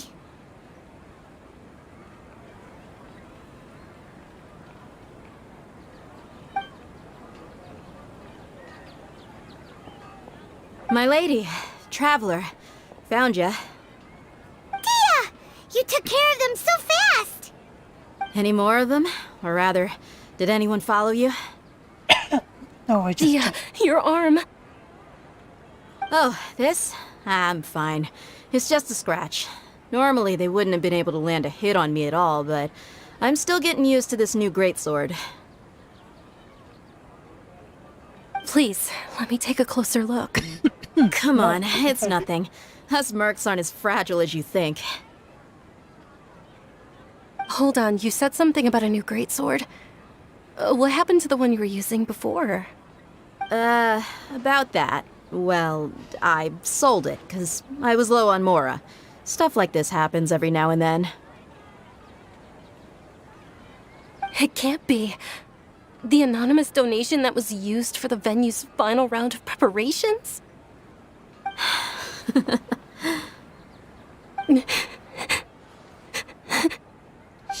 Hey, Miss Dunyarzad, I wasn't trying to make you cry.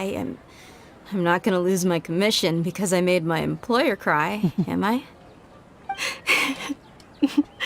Okay, making your employer cry won't affect your commission, but selling your weapon without permission and getting hurt? I'll have to reevaluate your performance. You're so unreasonable, my lady. Thank you very much, Dia. Don't be like that. I get embarrassed really easily.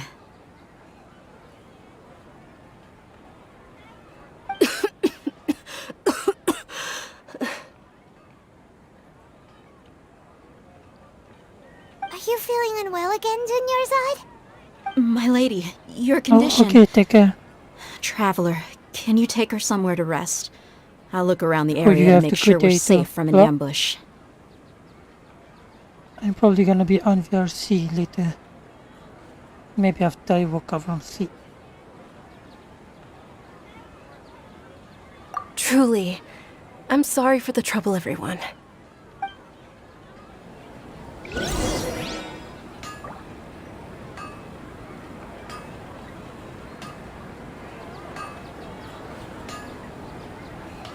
And I think I'm crash again.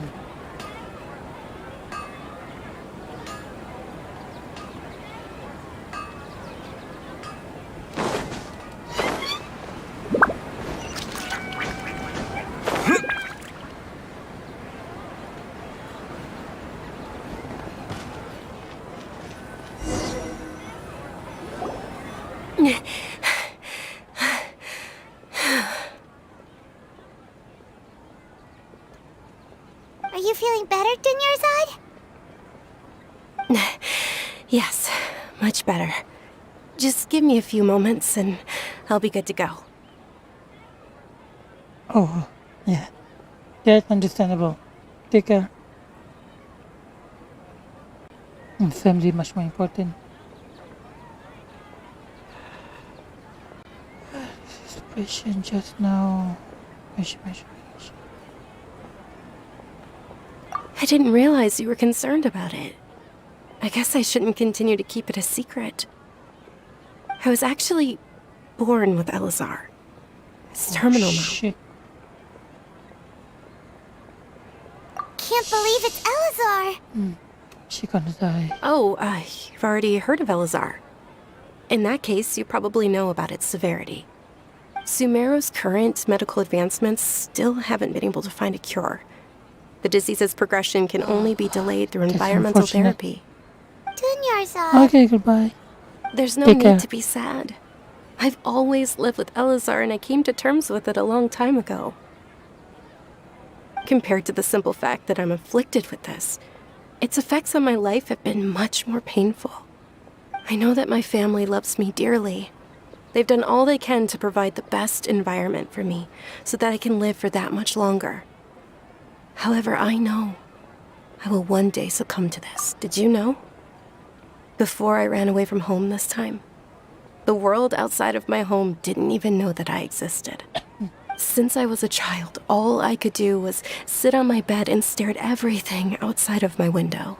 Oh, I'm sure my family's worried and disappointed in me for running away, but I just didn't want to have any regrets. I wanted to meet other people. To me, there's nothing more beautiful than being able to meet and speak with others. Not to mention the incredible time spent preparing for the festival. The joy on everyone's faces here, and all the support I've received from friends like Dia. This way, when my final day does arrive, it will be less sorrowful. Final day, At the very least, many people will remember that I once existed in this world, right?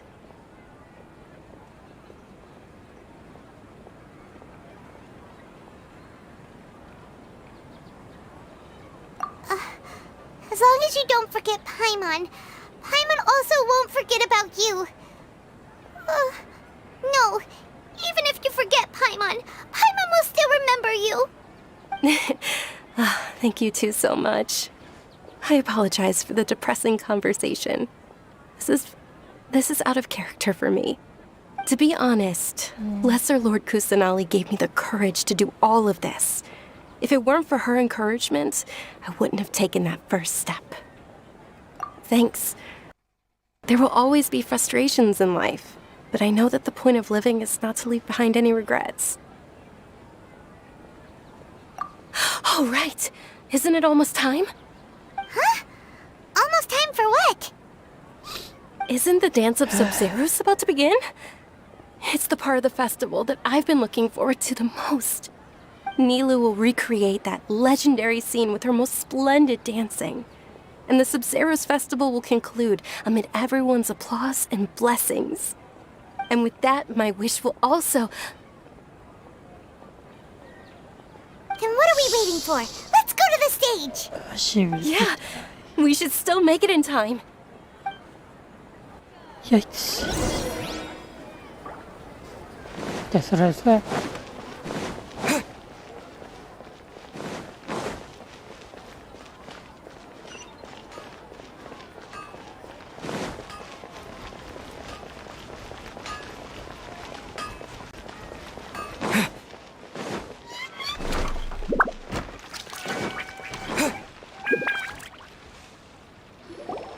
Were you not aware that the law prohibits this type of performance from taking place without prior permission?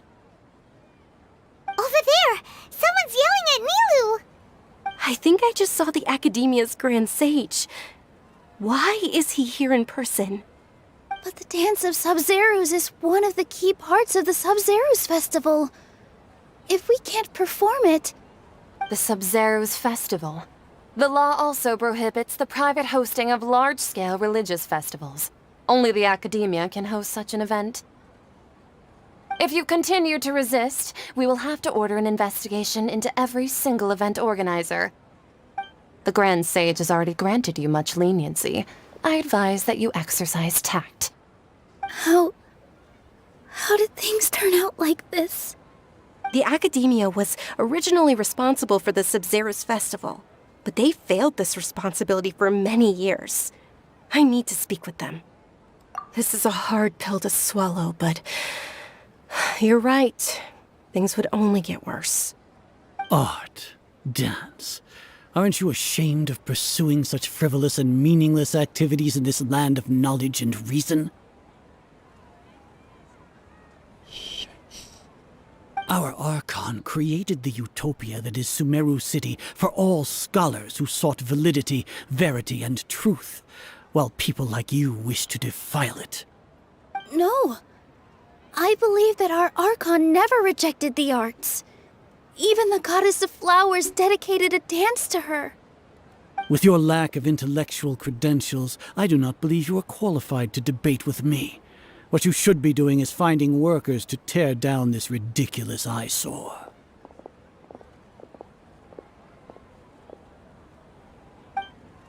When we return, have the scribe draft an ordinance before the next Nyagarbaha Day that prohibits public art performances. We will announce it to the public later via the Akasha. Understood. I will inform him when I return.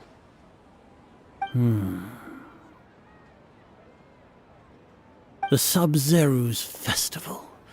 Go celebrate the birth of that god to your heart's content. Nilu, are you okay? Oh, Dunyarzad. You all saw that just now? The Grand Sage ordered us to stop the performance. Yeah. Let's go somewhere the Academia can't find us and perform there. But how do we let everyone know?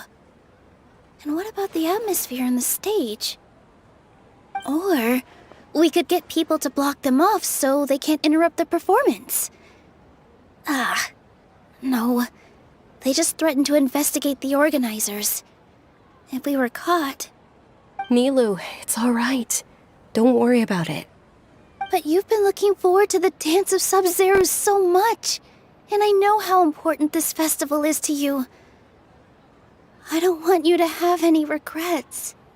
It's okay. Seeing you care this much about my feelings is more than enough. It would be too risky to continue the Sub-Zero's festival at this point. I don't want to get everyone in trouble.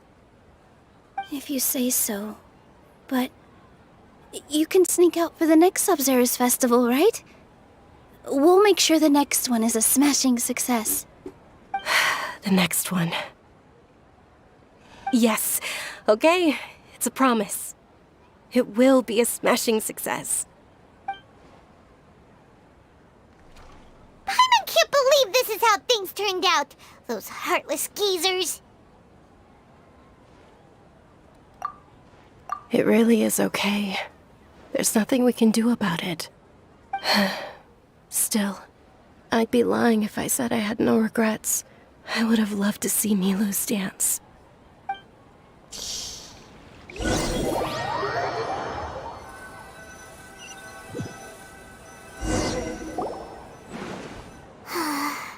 A lot happened today. It's a shame the festival ended the way it did. Nilu and Dunyarzad promised to make the next Sub-Zero's festival a success, but Dunyarzad is running out of time. Yeah.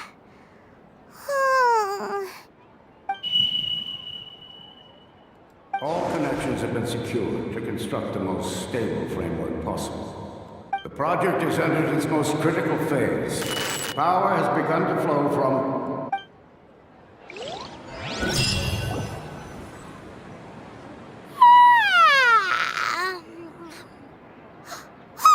We're gonna be late! It's all because you wouldn't get out of bed! We should go meet Dunyarzad right away!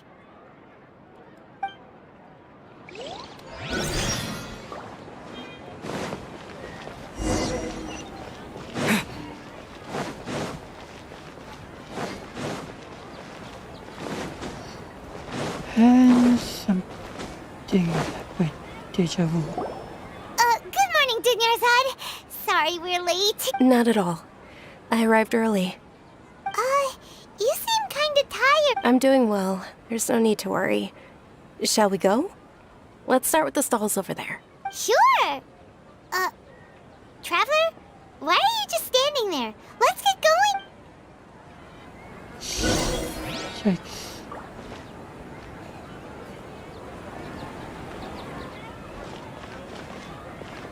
Ooh, they're selling food over that way! Let's go take a look!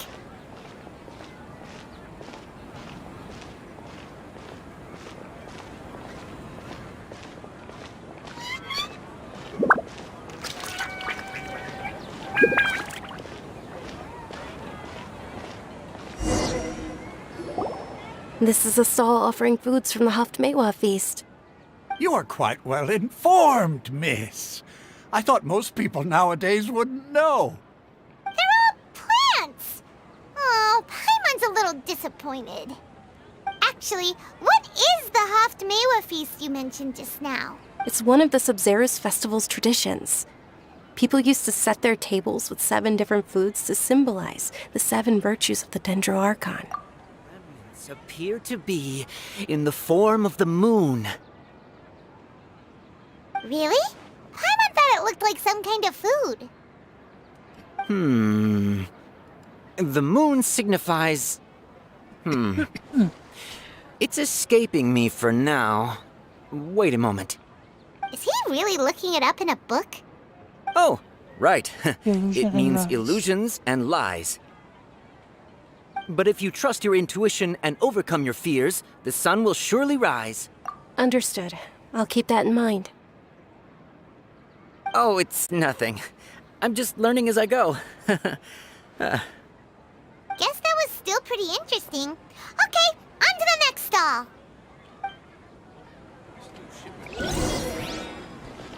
So, where to next?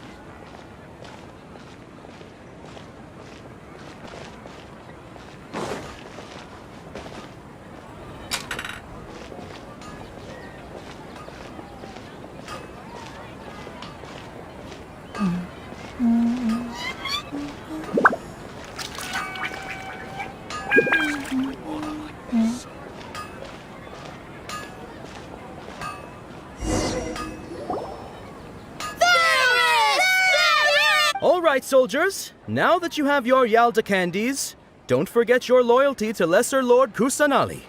Yes, Knight Varus! What's going on?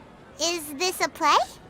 Ferris, the Knight of Flowers, is another Sub-Zerus festival icon and one immensely popular with children. It's all thanks to Miss Dunyarzad's sponsorship that the children can meet the Knight of Flowers. Oh, do you want some Yalda candies? I happen to have some boxes readied here.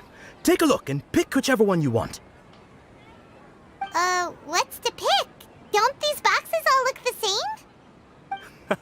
same? It's not that simple. Each box contains a random flavor. It's up to the luck of the draw. Flavors include lavender melon. Ooh, how... And there's also lizard Ugh, why do those flavors even exist?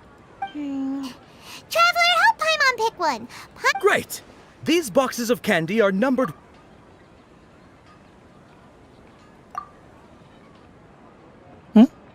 Ah, excellently chosen. Number 4 is indeed Sunsetia. Paimon bet you had incredible luck, and Paimon was right.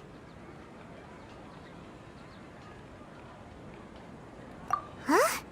Are you saying that you instinctively chose the right box? But now that you mention it, Paimon also had the feeling you'd choose the right one. Is that kinda like what you felt? Maybe we didn't sleep very well last night. Or maybe we slept too much. Oh, sure. Huh? Where are you going? You're just gonna walk off like that?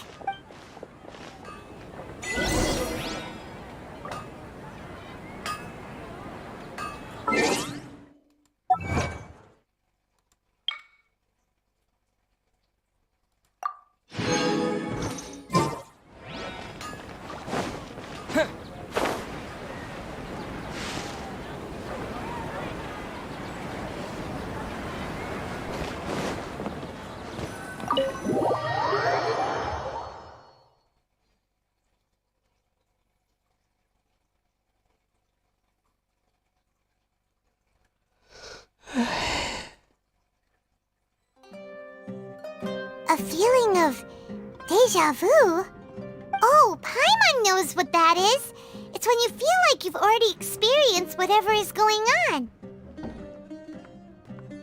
In that case, Paimon also felt something like that today.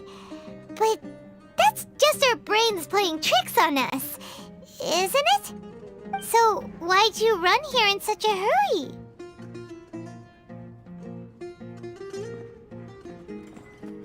So that's it! You're intentionally doing things you usually wouldn't and seeing if you still get that same feeling of deja vu. Welcome, you two! Are you here for lunch? What would you like to eat? Got it! You don't look like you're from these parts, but I gotta say, you've got good taste. I'll give this order to the kitchen. Coconut charcoal cake? Isn't it that burned thing that didn't look tasty at all? Oh, Paimon understands what you're trying to do now. You'd never normally order something like this.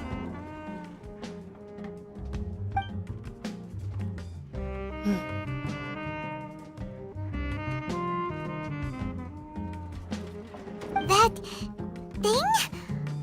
Are you really gonna eat it? Isn't this going a bit too far? Stop. How was it? The look on your face is telling Paimon that it tasted awful. Then, you mean...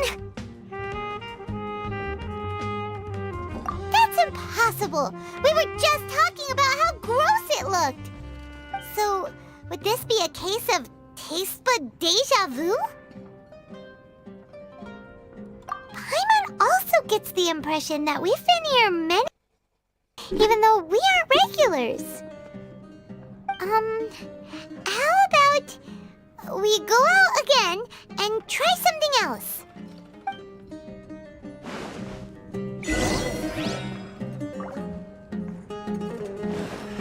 I just can't beat the atmosphere here. Where's the... oh, there it is.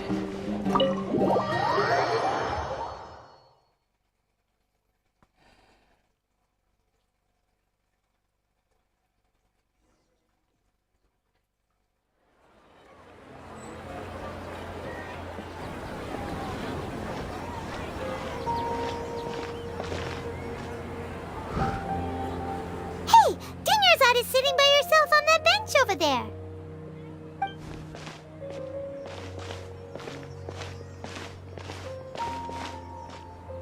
What a coincidence, Dunyarzad. We meet again. Why are you sitting here all by yourself? Oh, I ran into some kidnappers just now, but thankfully Dia came to my rescue. I started to feel unwell after that, so I sat down here. Kidnappers? Oh my goodness, are you hurt? I'm okay. Dia's arm got scratched, but it isn't serious. Whew. That's a big relief. But, Dunyarzad, you seem a little down today. It's the Sub-Zero's festival, and you've been looking forward to it so much. Not at all. I've always been like this. Excessive physical exertion or strong emotions tend to aggravate my illness. Besides, no matter how amazing today may be, it is but a single day. After however many more days, my time will come to an end. Paimon doesn't quite follow you, and Paimon feels like something's really got you down right now. It really is fine. I don't mind.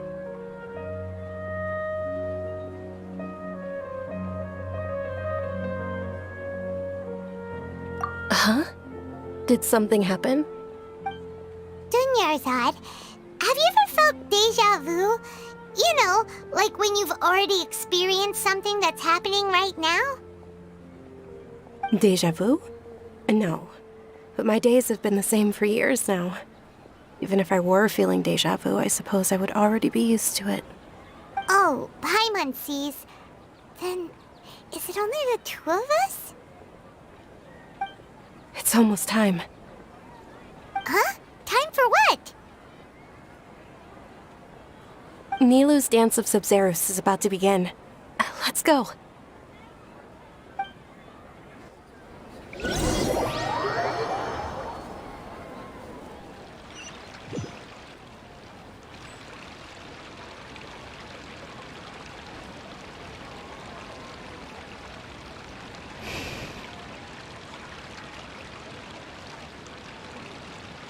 With your lack of intellectual credentials, I do not believe you are qualified to debate with me.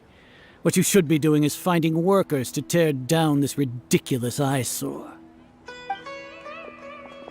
When we return, have the scribe draft an ordinance before the next Nyagarbaha Day that prohibits public art performances. We will publicly announce it later through the Akasha. Understood. I will inform him when I return. The Sub-Zeru's festival. Go celebrate the birth of that god to your heart's content.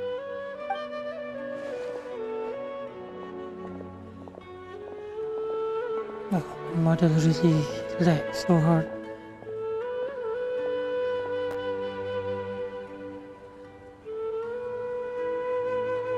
Nilu, are you okay? Oh, Dunyarzad. The Grand Sage ordered us to stop the performance. It's okay. There's nothing we can do about it. But you've been really looking forward to this. It truly is unfortunate, but I don't want to cause trouble for anyone. True, but... The next festival. Wait, what did you just say? No, nothing. I'll be heading back to rest. Thank you for your help, everyone. Paimon can't believe what those heartless geezers did!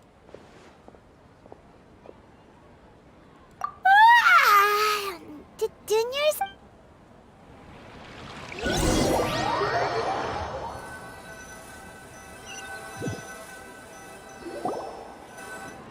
So, in the end, you still couldn't figure out what that deja vu feeling was all about? Maybe it really was because of exhaustion. Same here. That's why Paimon stopped thinking about it halfway through the day. Then, how about we settle in and get a good night's sleep? For now, we can chalk things up to exhaustion. We can do more thinking tomorrow. Observing a modest drop in the output of Jnana energy, but values still remain within normal parameters. Continue to monitor for variances in the data and find the cause as soon as possible.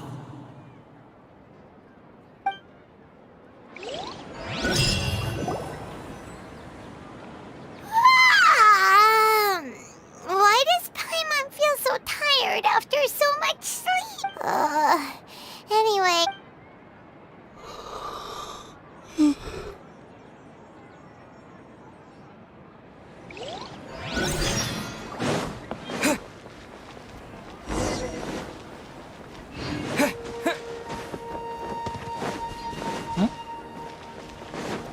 Oh, there she is.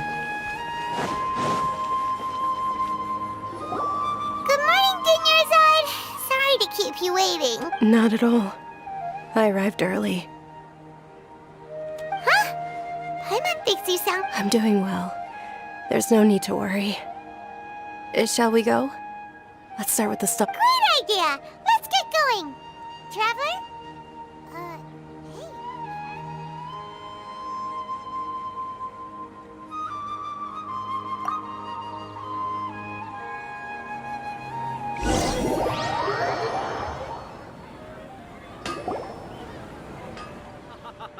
It's all thanks to Miss Dunyarzad's sponsorship that the children can enjoy the Sub-Zeru's festival.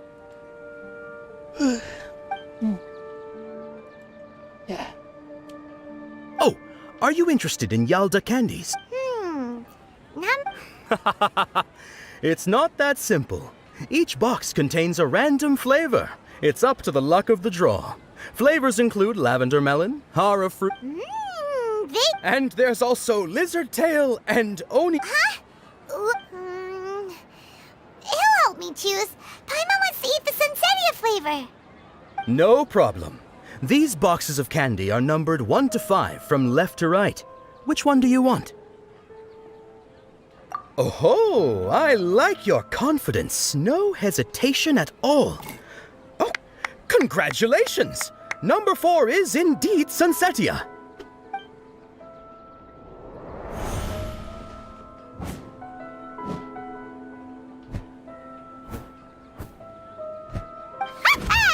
Paimon knew he always had incredible luck.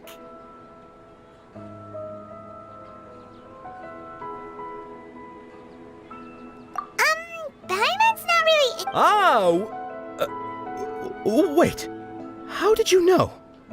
Don't tell me that you already knew which flavor was in each box. Yeah, I do. He was right about all of them? That couldn't have been luck. How is this possible? I packed all those boxes this morning and they've been sealed ever since. You couldn't have known beforehand. Mind reading? X-ray vision? Or some kind of magic trick? This is way too freaky. Tell us what's going on! Since when did you get superpowers? Traveler?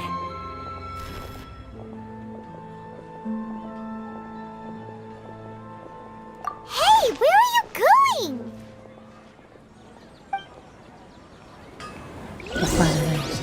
What's going on? Did you see something? Us leaving Dunyarzad without letting her know is kinda rude, you know.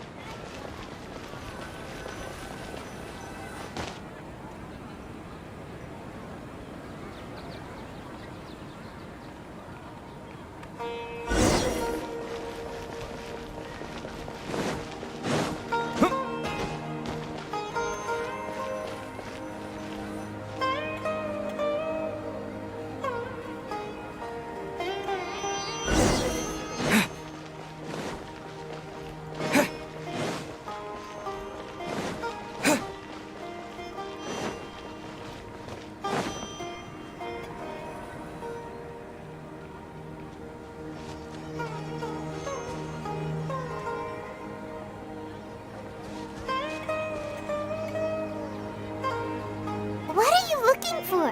Why did we come here?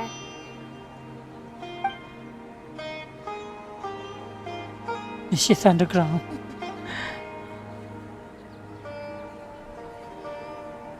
Traveler?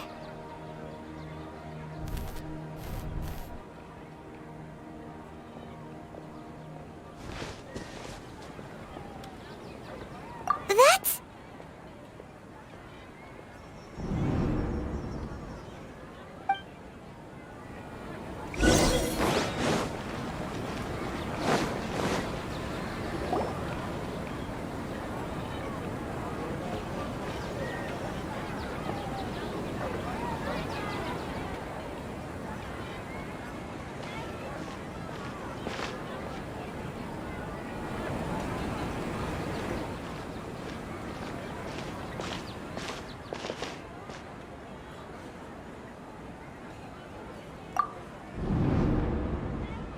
Look! That's... Isn't that Dunyarzad?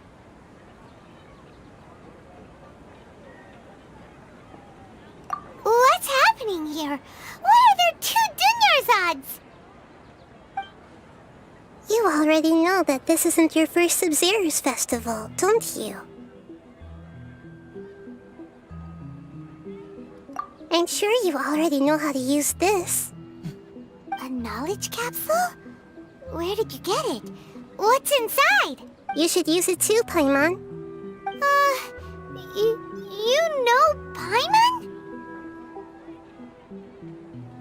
Well, this seems kinda sketchy, but Paimon feels like this is what we should do. Yeah, do it.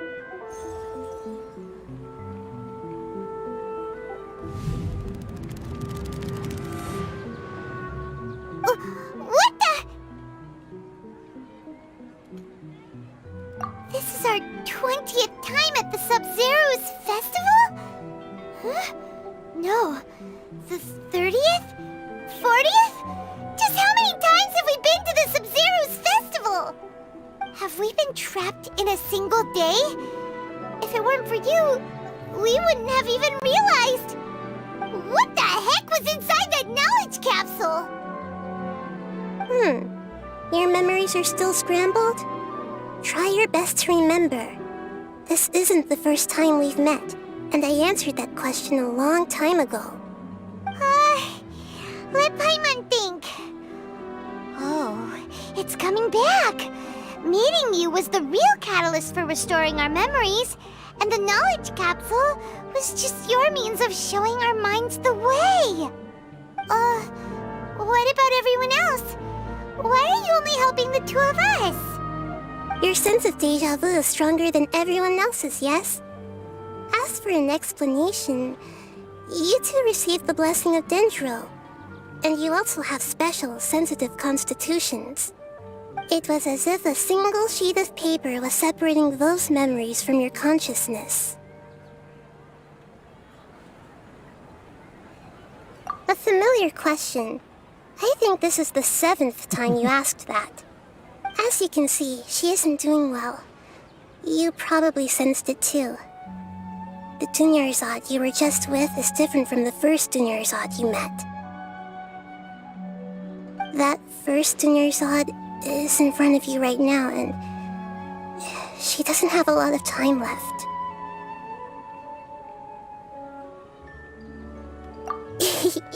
Looks like you're almost done sorting out your brain. Oh yeah, I'm Nahida. Good, you passed the test. What's happening? You can awaken our memories, and you seem like you know what's going on. Oh, wait, please don't tell Paimon even you don't know. Everything in this world runs in a loop. This cycle is called a samsara. You, me, and everyone else are all stuck inside a one-day samsara. As for the truth, that's on you to find out. If you were told the truth instead of discovering it yourselves, it would literally blow your minds. I don't know how you'd be after that. I can only give you surface-level help, like bits of information and subtle hints. For the rest of the time, I'll be doing all I can to slow down Dunyarzad's illness. She looks like she isn't doing well at all. Her illness gets worse after each Sub-Zero's festival. If we can break out of the samsara, I might be able to save her. But as things are right now, she's just a small bird in the sky that's about to lose its last feathers. All I can do is raise a gale to delay her fall. You sure love to use weird analogies. Analogies are wonderful tools. They let you use existing knowledge to understand unfamiliar things. Okay, so, with what you know so far, what do you think the truth is?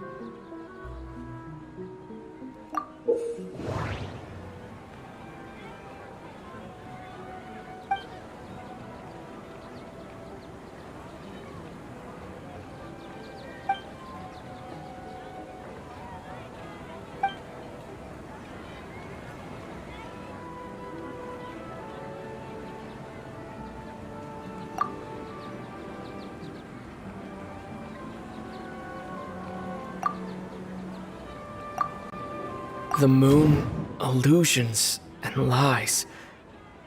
What do they all mean?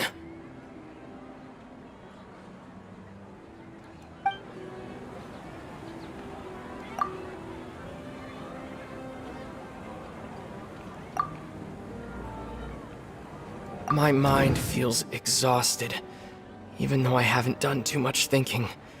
What is going on?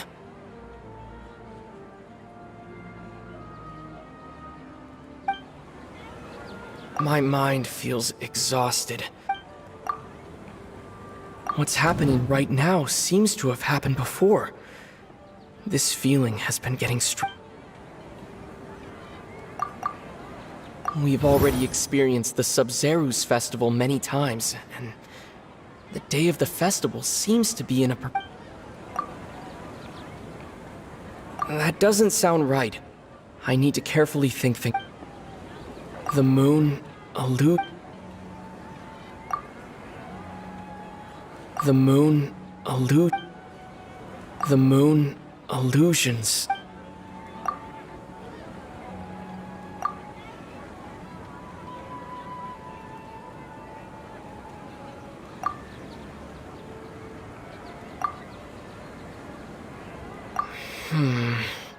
I can't seem to cohesively piece everything together.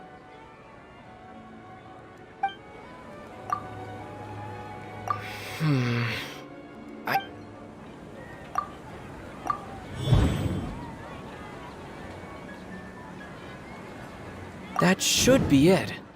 The flow of time is endlessly cycling within one single day. A time loop. You've given similarly wrong answers in the past. A pity. Still the wrong answer? A simple time loop can't explain some of the phenomena.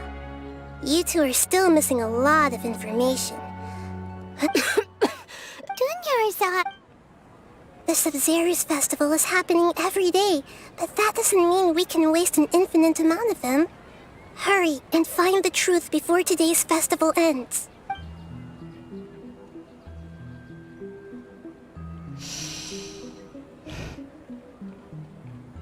Let's think about our current situation. To save Dunyarzad, we have to escape the samsara of the Sabzeruz festival. And to do that, we need to figure out what's happening. Nahida rejected the idea of a time loop, so Paimon's memories say that we've already done this many times, but let's go talk to people again.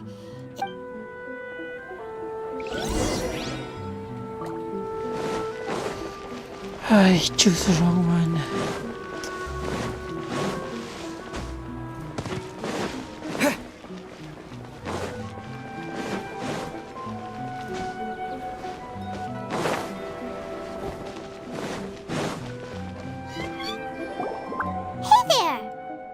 Hey, it's you guys again. I see. Did you come back to buy something? I guarantee the freshness of my products. I harvested them from the forest just yesterday. Huh? What brought this about? I hurried back from the forest yesterday, and I'm selling produce here. What kind of philosophical nonsense is this? Didn't you know that no one dreams in Sumeru? Go somewhere else if you want to find... He actually has a point. True. It's so weird that people... Anyway, if this all really were just a dream, we would have woken up a long time... That is it. And I don't know. And can we just change position? Oh, it's you two. Was my divination so accurate that you felt compelled to compliment me in person? Ooh, I knew it! I told you, the god's divination is highly accurate. You just hadn't fully understood its significance yet. You're really excited about this, huh? That's exactly why we came back. Help us better understand it. Help you better understand it? Well, that isn't exactly what I excel at. So, you're admitting that you don't have a clue? Anyway, what kind of situation did you get into?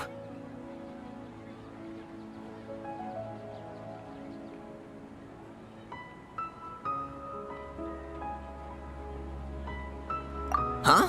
Hold on a second. I thought you guys just lost your wallet or fell for a scam. What you just said, are you serious? Does that kind of thing actually happen in real life? Paimon knew you weren't going to believe it. Marvelous. Truly marvelous. I believe you. Recall the interpretation of your divination, the moon, illusions, and lies. It really felt like an omen. When you say it like that, the divination does sound like it's related to what's going on. Can you read any more into it? I believe that the Archon's revelations are never more than vague hints. Anything more specific is beyond the reach of mere mortals.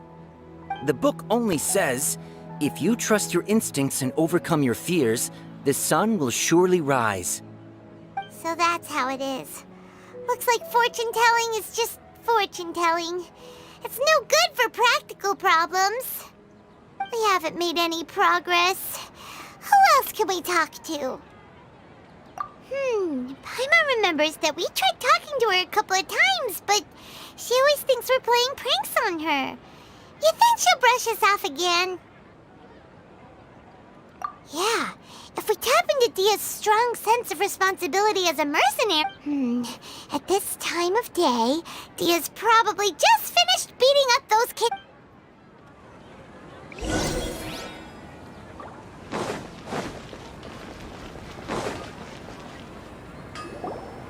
I'm fine, my lady. Perfect timing.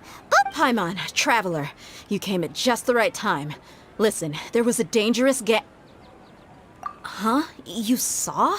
Then why didn't you jump in earlier? If someone was protecting Miss Dunyarzad, I could have went all out. You want the Traveler to take Dunyarzad somewhere to rest up while you check to see if there's still any kidnappers around. How did you know what I was going to say? We need to say something convincing.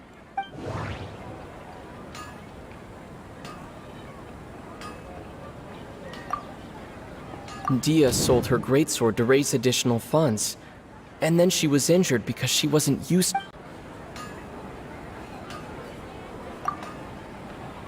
Tell her, Traveler!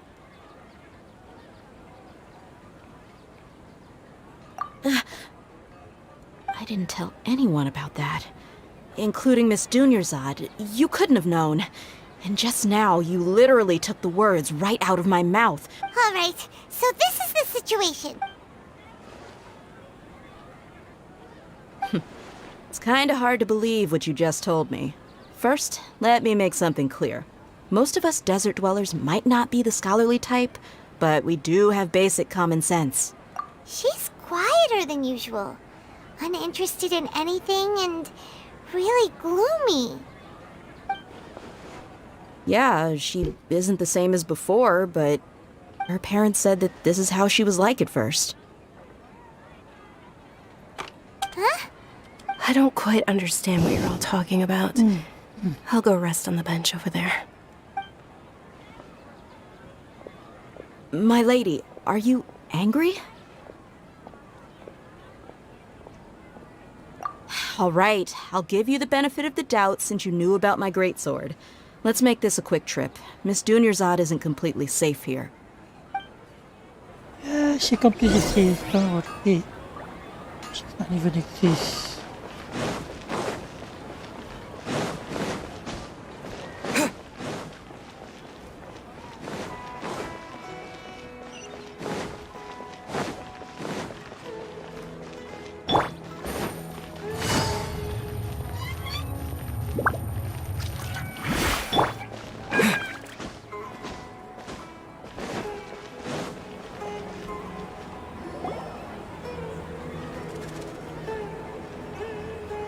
Nahida! We brought a friend! Are you busy? I thought I told you that it won't help to bring anyone here. We just wanted her to see the real Dunyarzad's condition. The real Dunyarzad? Where and who are you talking to? Huh? I told you that you two are special. Other people can't see me or Miss Dunyarzad here.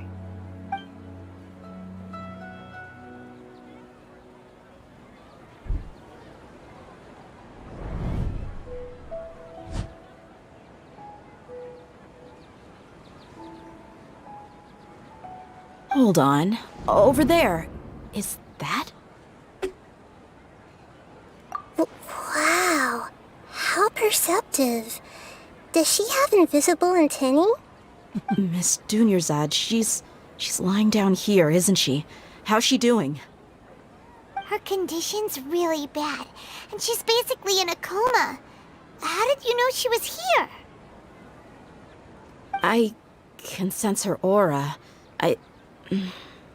There are also lingering feelings of something like regret or disappointment. What happened? Do you believe us now? The Sub-Zero's festival has been repeating itself. So, you think the sages are behind this? Yeah, they've always been against us. Wouldn't surprise me if they're using the Akasha to intentionally repeat the Sub-Zero's festival as a sick joke. You have a point. Aside from the Dendro Archon, the Academia's sages are the only ones in Sumeru who could pull off something like this. Maybe there's more to the Akasha than we know. Right! Didn't you awaken our memories using something that looked like a knowledge capsule? That means you must know something about the Akasha! The Akasha relies on the power of a gnosis to operate, as it is the manifestation of the God of Wisdom's power. It compiles the wisdom of the entire populace, and it grants knowledge to the people. A gnosis could do that? No wonder the Akasha is so magical. It's being powered by the gnosis of Sumeru's Archon. So, this Nahida you mentioned, what did she say? She said, and Paimon quotes, "The Akasha relies on the power of a gnosis to operate, as it is the manifestation of the God of Wisdom's power. It compiles the wisdom of the entire populace and it grants knowledge to the people." Compiles the wisdom of the entire populace and grants knowledge to the people. Wait. I get the grants knowledge part. That's what people have always used the Akasha for. But compiling the entire populace's wisdom? How does that work? Did she mean that the sages enter new knowledge into the Akasha? Oh yeah, that sounds about right. What do you think?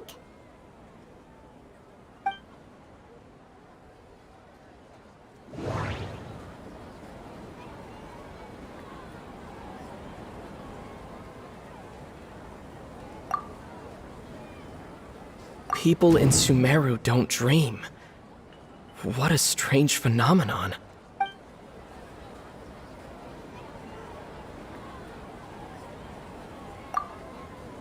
Okay, Nahida said the Akasha relies on the power of a gnosis to operate, as it is the manifestation of the God of Wisdom's power. It compiles the wisdom of the entire populace, and it grants knowledge to the people.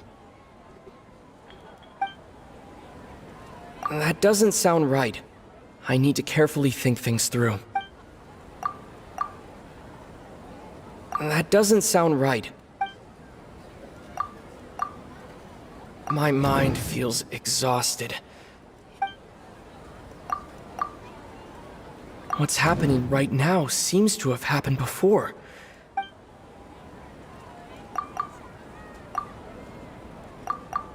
People in Sumeru.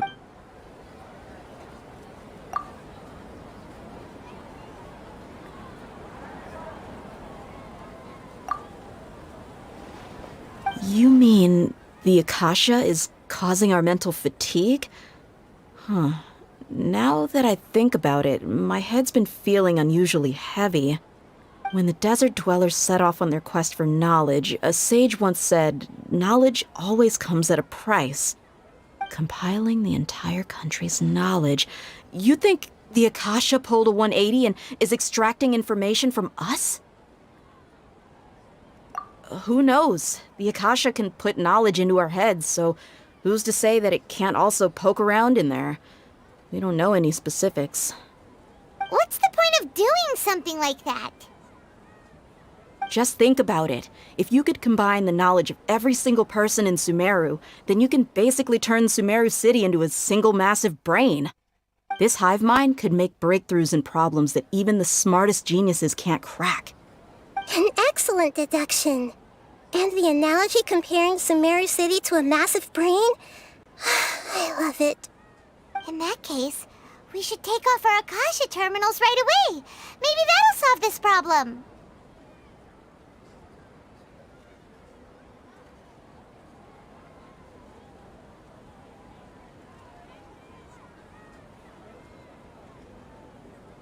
Yeah, I was only wearing this for show in the first place.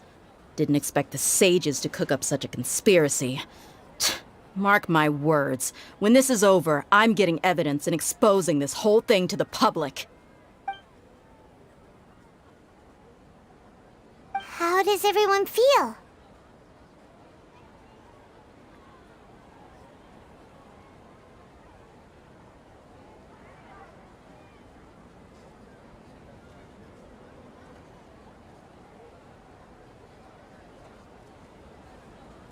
Huh? What is it?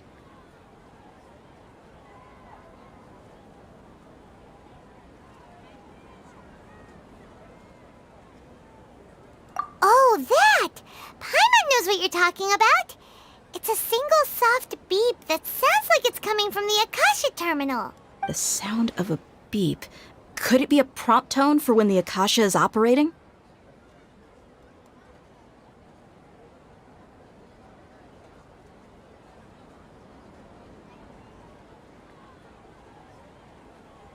That's probably an important clue. We weren't using our terminals, but we heard a beep anyway.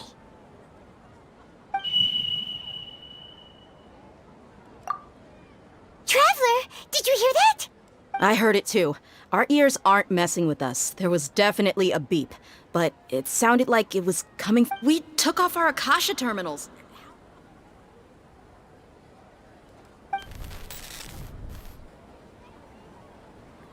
Phase runtime has exceeded its expected length. At this rate, there may be casualties. But we cannot lose all of our progress.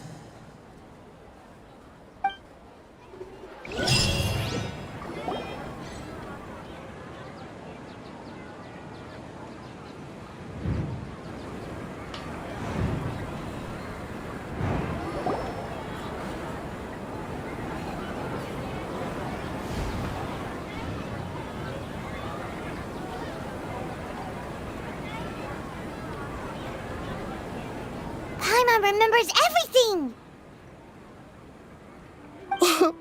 Good. You adapted quickly this time. We definitely took off our Akasha terminals last night, but we still heard that beep. Why is that?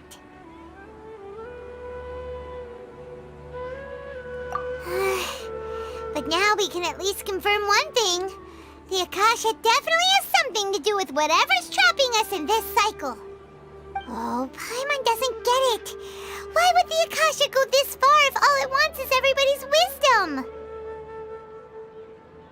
It's extremely difficult for lab rats in an experiment to understand why they're being treated the way they are. If we're lab rats, then what are you? Nahida, you've never told us anything about yourself. I guess It's pretty I'm obvious. the moon. The moon?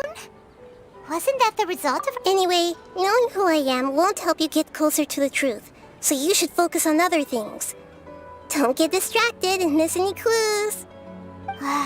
Okay then. Dia helped us a lot yesterday, so let's go find her. If Paimon's reading the time correctly, those kidnappers should be showing up soon.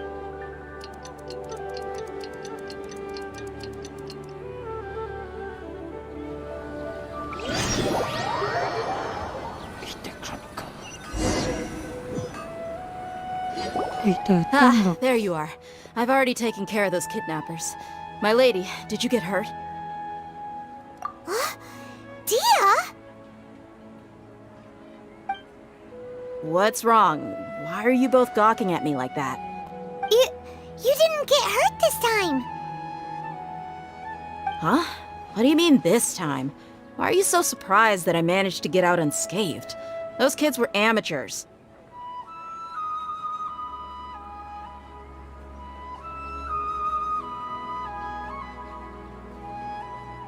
Shh!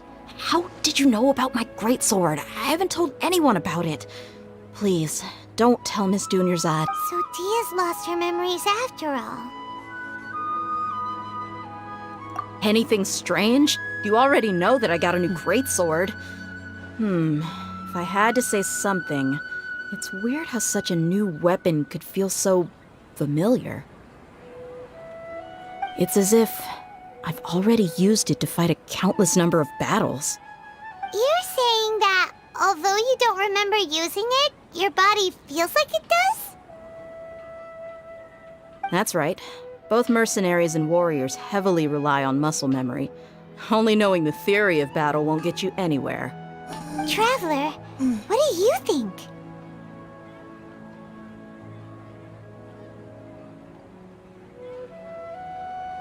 Yeah!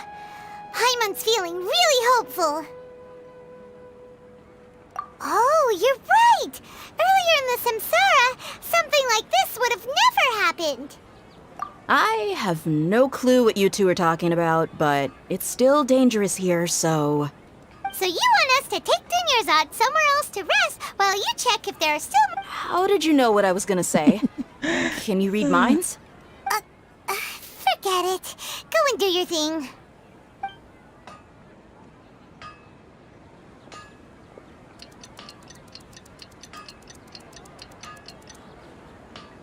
Still happening.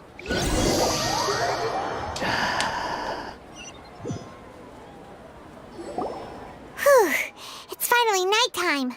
Aside from Dia not getting injured, everything seems to have stayed the same. Listen, Nahida, we found out that Dia got out just fine today, even though she got injured every other time she fought the kidnappers. Do you think the Samsara has been broken? Have we saved Dunyarzad? Really? Good job on all that progress. Get some good sleep tonight. Hey, what kind of an answer is that? Tomorrow will come.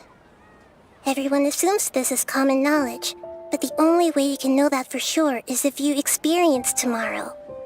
How many todays has it been? Is it possible that today will be followed by yesterday? Does tomorrow truly exist as anything beyond a made-up concept? It's even possible that this entire world is a lie, and the history of the whole world has just been one endless Sub-Zero's festival. Okay, no more. Paimon's brain is already shut down. That's why it makes no sense to waste your energy thinking about things you will learn tomorrow. Get some good rest. You know, use the bathroom and flush your anxiety dookie away. Huh? Hold on, what did you just say? Did Paimon hear you correctly? Huh? People always say they feel a sense of relief after they take a duk-duk. That's why I suggested you could try that. Is that so strange? It's so strange and so against common sense that Paimon's at a loss for words. You were sounding kind of smart just a minute ago. Yeah. Even though it's happy and lively at the Sub-Zero's festival every day. Beep.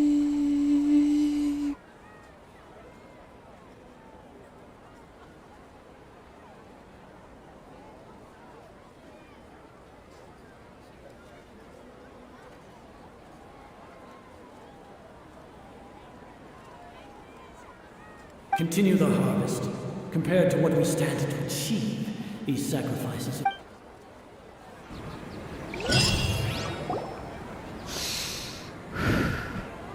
We're still in the same day! Nahida, you already knew last night that we didn't break out of the Samsara? Why did you tell us? Would there have been a point? You would have spent the night with new worries, with tomorrow still out of reach. In that case, you might as well rest within that brief moment of hope. An opportunity like that doesn't come by often, and I thought it might help you clear your minds. Paimon thought the Duke did that! Whatever. Guess you were... Of course.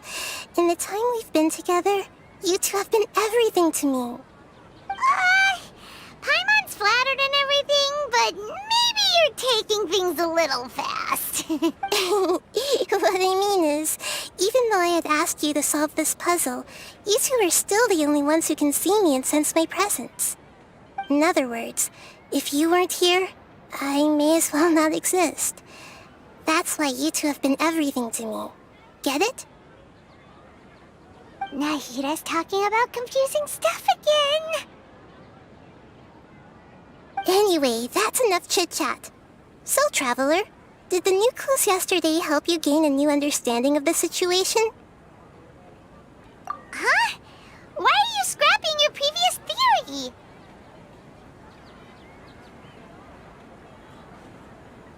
Oh, yeah! You're right! Gosh, how did we not notice that? In a simple time loop, people's physical conditions should also reset. So, what's your new hypothesis?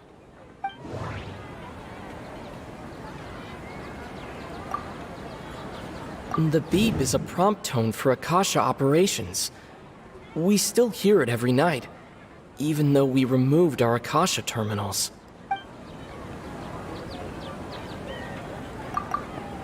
Okay, Nahida said the Akasha relies on the power of a gnosis to operate, as it is the manifestation of the God of Wisdom's power. It compiles the wisdom of the entire populace, and it grants knowledge to the people. We've already experienced the Sub-Zeru's festival many times, and the day of the festival seems to be in a perpetual samsara. Mercenaries rely heavily on muscle memory, and Dia was able to use her experiences to avoid injury in later samsara cycles.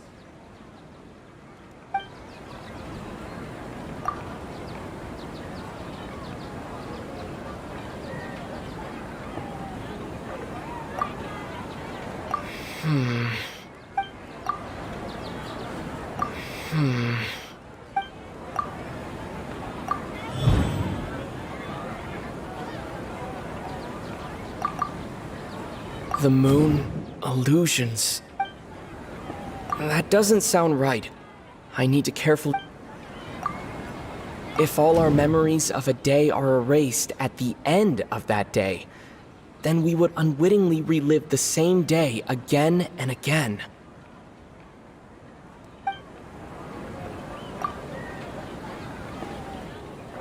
Oh! Then the beep we hear every night could just be indicating the deletion of our memories! That's why when we wake up, everyone thinks the Sub-Zeru's festival hasn't happened yet! It's already the next day, but everyone still thinks it's the day before! But muscle memory can't be erased. That's why Dia has been getting better at using her greatsword. Now everything makes sense! A brilliant deduction. But Nahida, tell us if we're right or wrong! To put it simply, it's as if you've mistaken a pyro crystal fly for a firefly in the night. You lost sight of its true nature because you focused too much on your perception that it glows. That isn't simple at all! it's our conclusion. Why don't you go talk to Miss Dia again? You might learn something new. Right! She did help us find our latest clue after all. Let's go!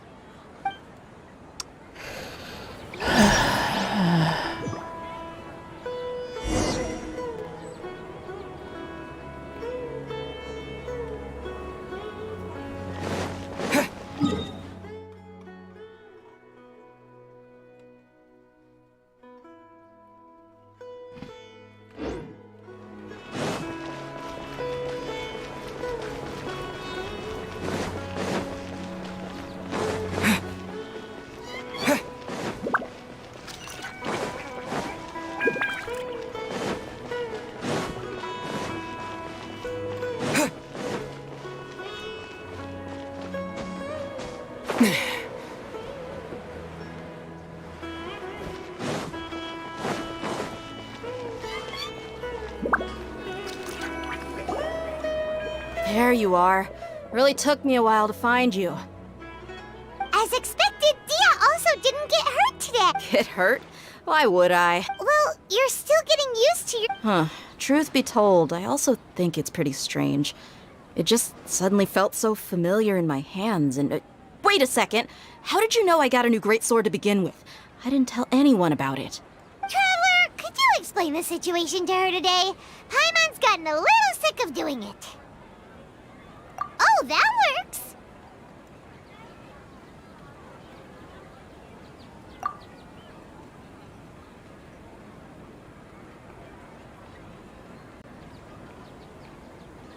What happened to you guys while I was gone? Did you get brainwashed by some cult?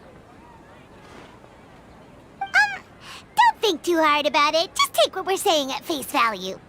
All right then, let me get this straight. You're telling me that my body's already gotten used to this great sword, but my brain just doesn't remember it? Yes, your memory's being erased every day. Then I'd have to disagree. That's impossible. Oh? Why do you think that? If we've actually been reliving the Sub-Zeru's festival day after day, then what happened to the things we used, the money we spent, the food we ate? Common sense says my wallet should have emptied itself a long time ago. There's no way I wouldn't have noticed that.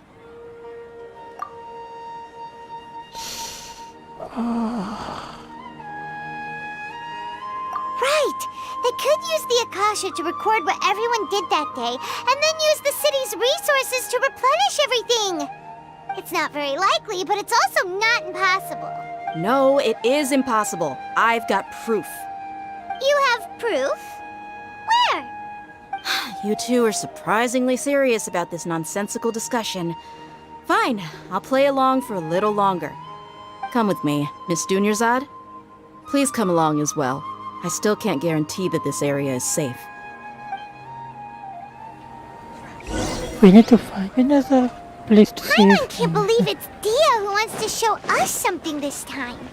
2 days ago, we were the ones taking her to see Dunyarzad.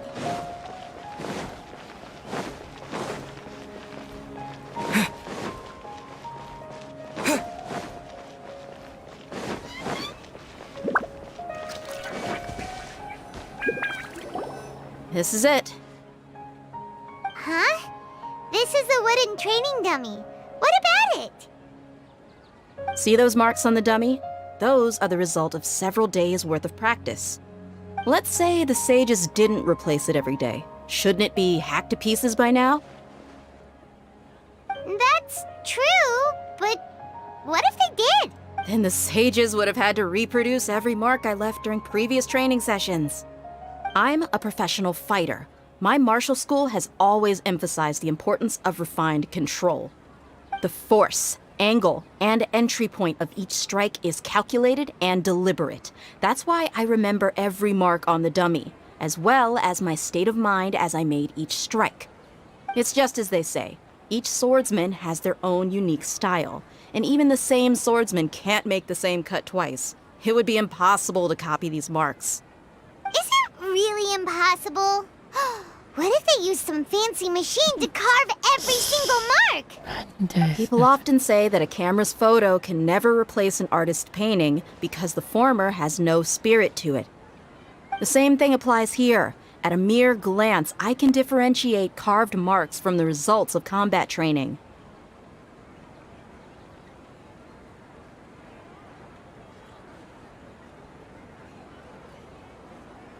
Whew, I hope that cleared things up for you.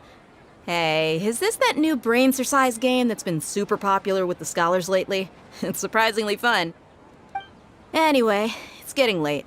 I should escort Miss Dunyarzad to Nilu's stage. See you later. Well, back to... But at least we've reached some other conclusion. Yep, that's true. So, can we think of any new ideas right now? Strange? Paimon feels like everything's been strange lately. Huh? Leaving the city? You're right! It's really strange how we never thought of such a simple solution! Paimon can't believe it! Did we miss this because we're tunnel visioning too hard on our other theories? Or because we're just too tired? How about we go back and ask Nahida? Maybe we've forgotten some...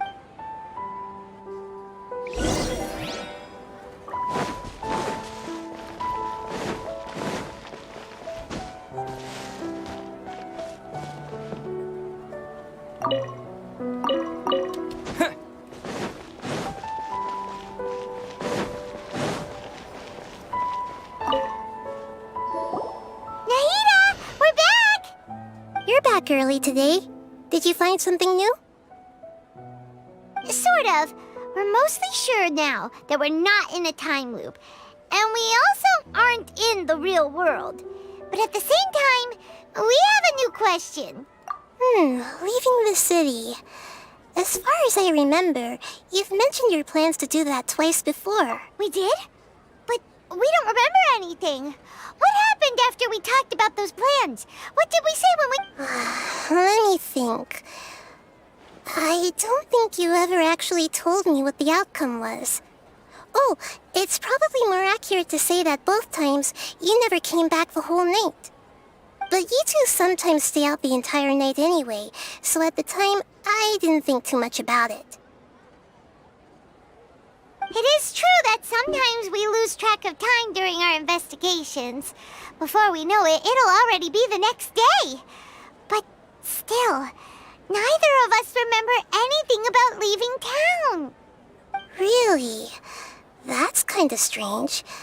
In theory, I should have already awakened all your memories. Yep, something here's definitely fishy. Let's get to the bottom of this tomorrow. Beep.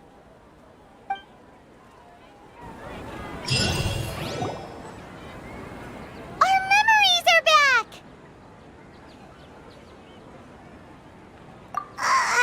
About that... Well, Where's Traveler? Aside from your memories that were just restored, I have another message for you. Listen to it and you'll understand. Can't go back. There are countless spaces here. Our Sub-Zeru's festival in Sumeru City is just one of them. Traveler, you should be missing 2 days' worth of memories. Paimon will fill you in. It's time to carry out our plan from yesterday. Okay, let's go!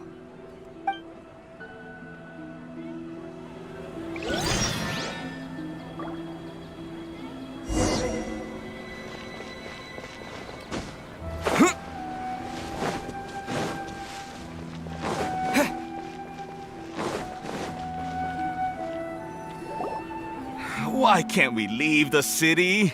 What is the academia up to now? Don't ask me. It's not like I can tell you anything. This is a direct order from the Grand Sage. Just wait until tomorrow. I have a real emergency. My goods have already arrived at Port Ormos. If I don't hurry, they'll be stolen. That's your problem. Make sure you make a request in advance next time. But it's not like you can just predict business matters in advance. It looks like the Academia already announced a lockdown for Sumeru City today. Let's go and question them. Hello, sir. Why can't we leave the city today? Here we go again. Don't ask me. I don't know either. We just received an order that no one is allowed to enter or exit Sumeru today. They didn't tell us anything else. Angering me won't get you anywhere. If I had that kind of insider info, I would have left this stupid post long ago. So you don't have to... It looks like he really doesn't know. If we can't get anything out of him, this is a good spot, and the guard hasn't noticed us at all. Let's hurry! Huh? Why? Are you going to leave Paimon behind? But what if things get really weird out there and you get into some trouble? Okay. Paimon will wait for you. Promise Paimon that you'll come back as soon, and please, be careful.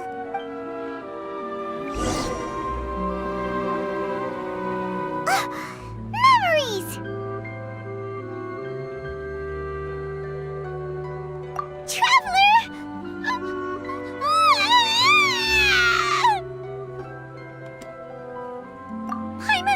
Paimon would never see you again! You just disappeared! Paimon waited for you for hours and hours at the city wall and you never came back! You promised Paimon that you were only taking a quick look! Paimon, calm down. He's here now. I don't think he understood what you were saying. Paimon doesn't care! Paimon wanted to go look for you, but you also said that Paimon should stay! Paimon was so worried and so scared the entire day!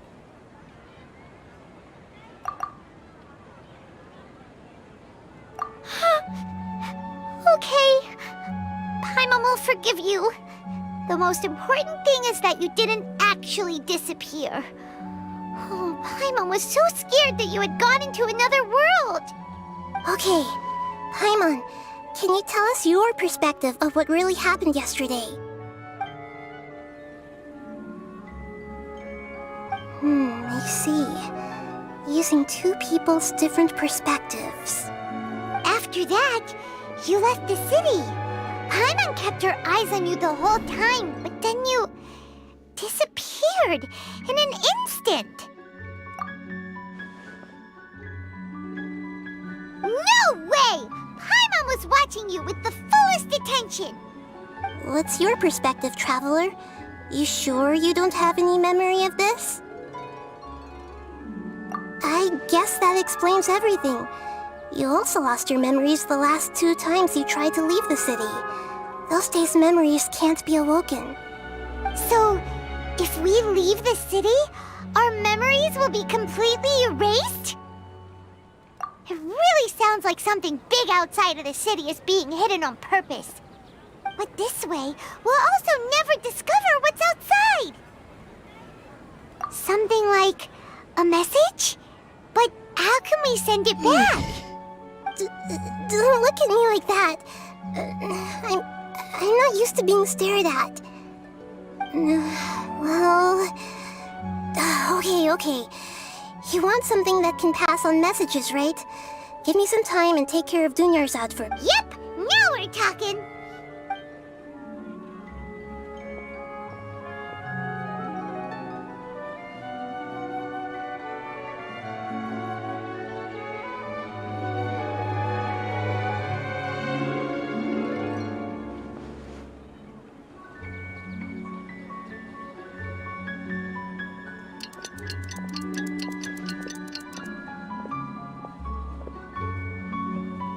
I'm done.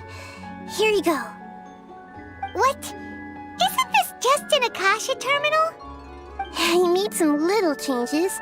Akasha terminals are already capable of sending messages. I just tweaked it so that it can connect to any node. To make something like this? Nahida, you really know the Akasha like the back of your hand. Anyway, we can use this now to record a message, right? Yep. I'll help you save the messages. It should be pretty easy to use. I just can't guarantee the user's status and signal coverage when they're outside the city. We'll never know until we try. At least we're taking the initiative now.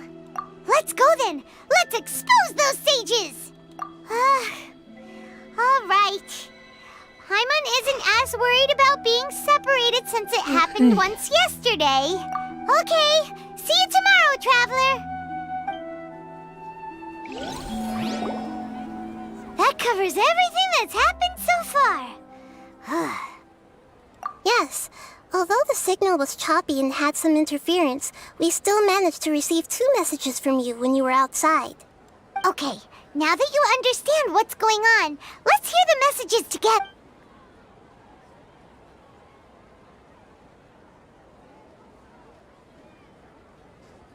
Can't go back. There are countless spaces here.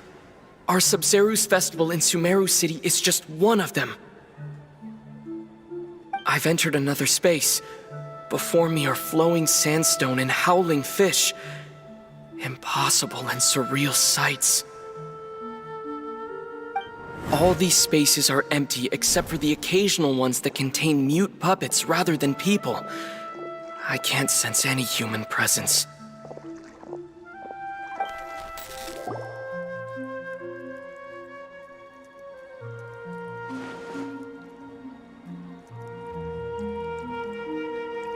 That's one heck of an info dump. It sounds like you left the Sumeru city space when you set foot outside of the walls. But everything looked completely normal when Paimon was looking out from the inside. That's unbelievable.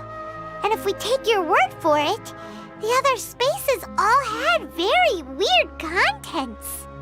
There's another part here. I only received it last night. These spaces have been disappearing one after the other, absorbed by something like a sun in the sky. And now, even the final space has also disappeared. Behind me, a lot of spaces just appeared again from thin air. I get it now. Those spaces are actually...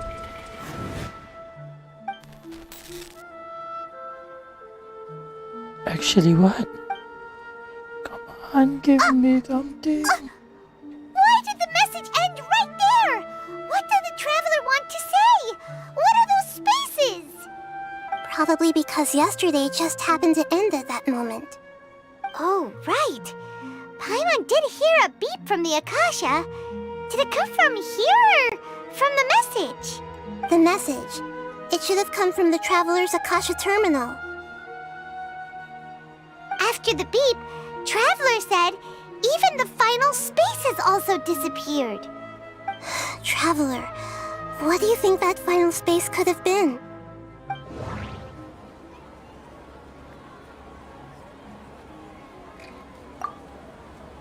Was that space actually the real world? But wouldn't a real space just randomly disappearing like that be catastrophic? All the bizarre spaces I saw outside the city had one thing in common: a lack of human presence. My impression is that each day in this samsara only ends at the sound of that beep from the Akasha.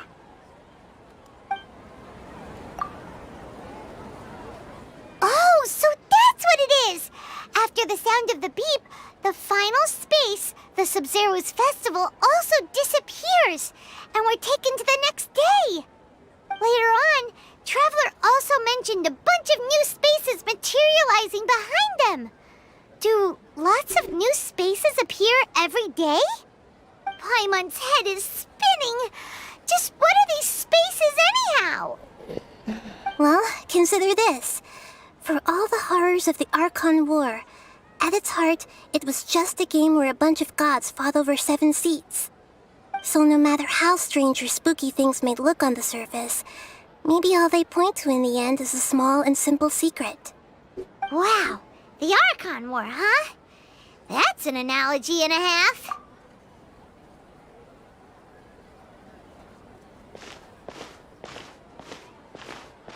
Hey, where are you going?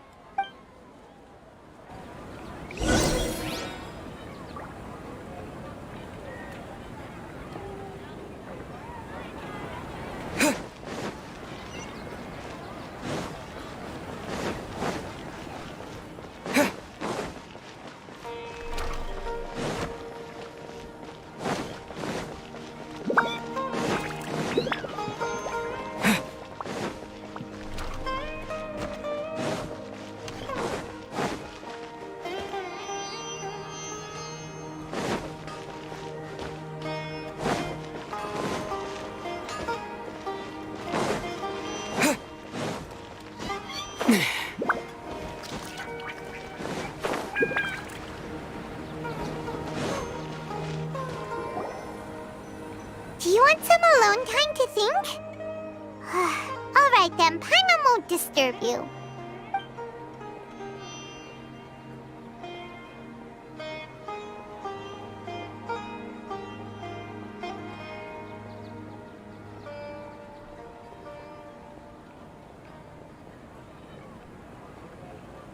The dance of Sub-Zeros is about to begin. I'm going to go watch it. Okay. Why don't you go ahead, Dunyarzad? We still have some other stuff to do first. Okay then. See you later. Have you figured it out yet, Traveler? Time is ticking away.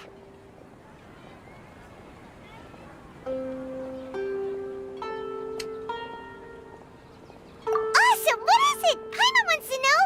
Oh, wait, no. Let's meet up with Nahida first. You can tell us both together. This time, we're gonna get to the truth.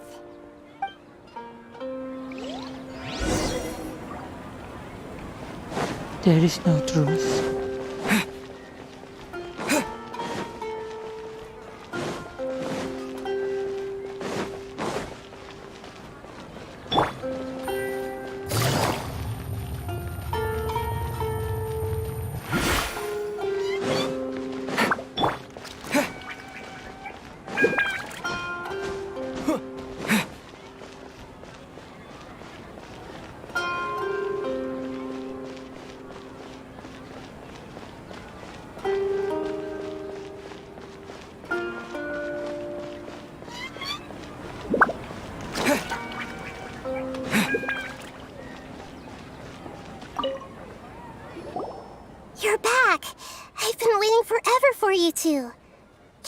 the looks on your face. Are you ready to take your Sub-Zero's exam and graduate from the festival? Okay. First off, have you discovered the hidden truth?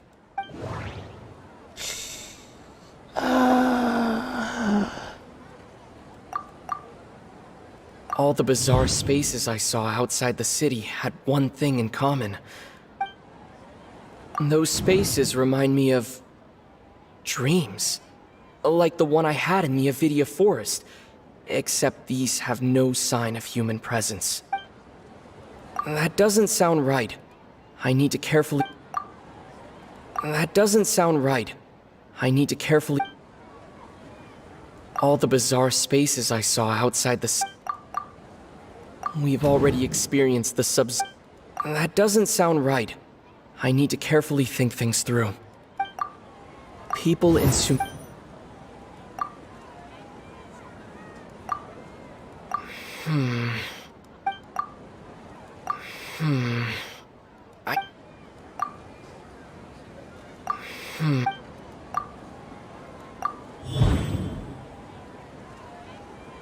We are all in a dream.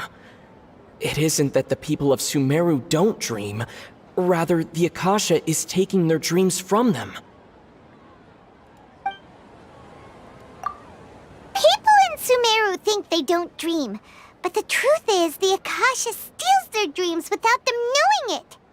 And those spaces with no human presence are stolen dreams without their host. That would explain why they sounded so weird when he was trying to describe them. Huh. So people in Sumeru do dream after all. In fact, we're all in one big dream together right now. Correct answer. Now, how did you conclude that the Akasha is capable of this?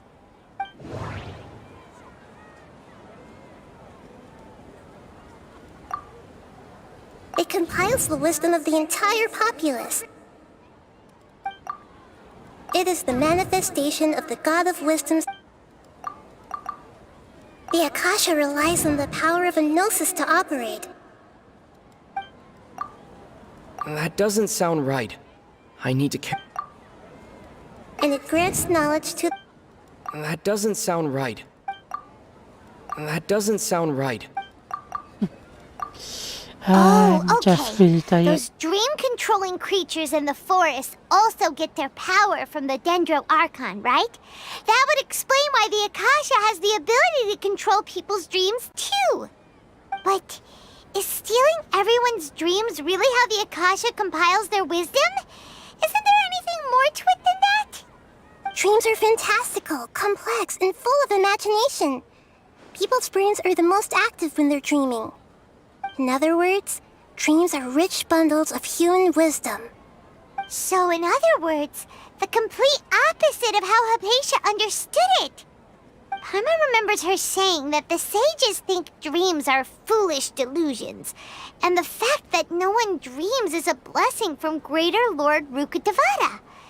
So it was all a dirty trick? The real story is that the sages from the Academia are using the Akasha to steal people's dreams for their own use, huh? Oh? By the sounds of it, you understand the current situation pretty well. So then, what about the samsara?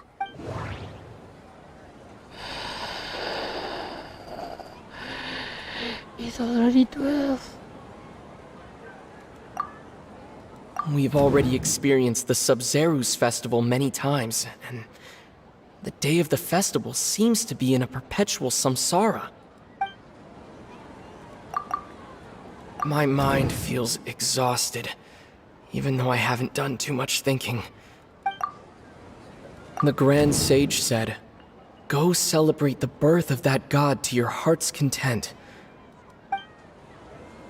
That doesn't sound right. Those spaces kept disappearing before my eyes. But as soon as that beep sounded, many more spaces materialized. Those dreamscapes kept vanishing.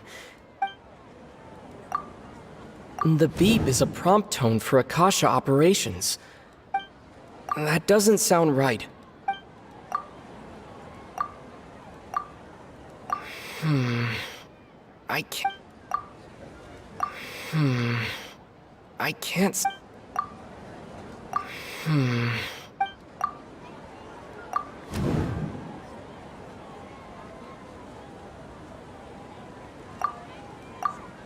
Correct. The Akasha is keeping each person's brain in a constant dream state, but also separating their consciousness from their own dream. Their disembodied consciousness is placed inside the collective dream of the Sub-Zero's festival along with everyone else's, while their now vacant dreams are harvested by the Akasha. No one is any the wiser as another day passes in the dream, and so begins another samsara cycle. People wake up to yet another dream about the Sub-Zero's festival. The dreams that belong to them are once again harvested by the Akasha, and so it continues. So, this is like a dream factory, and the Akasha is a dream harvesting machine. Did Paimon get that analogy right? Very good, Paimon. Using analogies well is an excellent habit to get into. Okay, so that beep we keep hearing is actually from our real-life Akasha terminals. Taking off our terminals in this dream doesn't do anything. Alright, last question. Who am I?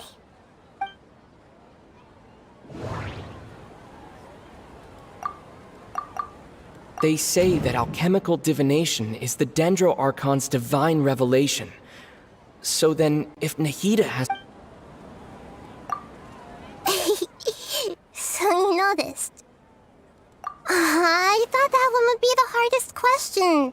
That's why I put it last. That wasn't hard at all. Even Paimon guessed that. Everything about you is different. We just didn't want to expose you is all.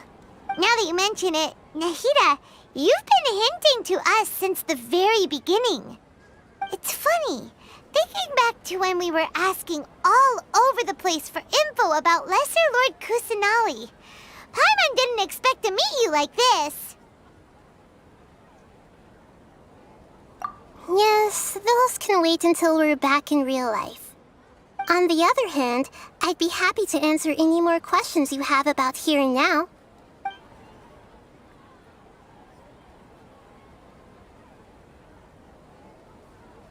You asked me this question before. My answer was, it would literally blow your minds. Now that you know this is all a dream, this answer should hopefully make more sense. Have you heard the saying, don't wake a sleepwalker? Likewise, if someone suddenly had told you all this instead of you learning it on your own, your notion of reality and dream would be thrown into irreversible confusion. I couldn't expose you to that kind of risk. That's why I could only give you very subtle hints and some suggestions. Long story short, I'm really sorry I had to keep you guessing. Firstly, this dream we're in is completely based on reality. People have already experienced this Sub-Zero's festival, so it would be very difficult for them to find anything that strikes them as surreal. Secondly, you're probably wondering why people don't have any memories from earlier samsara, right? That's because people don't remember their dreams most of the time anyway. And in any case, their actual dreams are being taken away from them by the Akasha. So whenever they wake up in this dream of the Sub-Zero's festival, they don't remember anything from their previous identical dream. That reminds Paimon. Traveler had a dream when we were in the Avidia Forest, but couldn't see what it was about after waking up. Is that an example of what you mean? Yes. Only after receiving the blessing of Dendro can a person gain the Dendro element's dream-enhancing power. That explains the feelings of déjà vu. Meanwhile, everyone else has no idea that they are in the Sub-Zero's festival samsara, while their dreams are stolen from them over and over again. Can humans really keep dreaming forever like this? Will it ever end? And if so, when? You might say your mental fatigue has already answered this question. Eventually, there's only so much that people can tolerate. Especially those whose health is compromised to begin with, like 'This relentless exploitation takes an even harder toll on them. People's lives are at stake here, and nobody knows a thing! We've got to put a stop to this!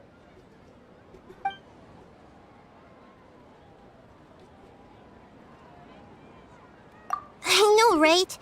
Why did they have to base this dream on my birthday? Could it really just be a coincidence? Even you don't know the reason? Wow, now that's strange. The Academia sages are determined to harvest lots of dreams in a short time, no matter the cost. They have to be up to no good. Unfortunately, I don't know anything about it. Traveler, do you have any information?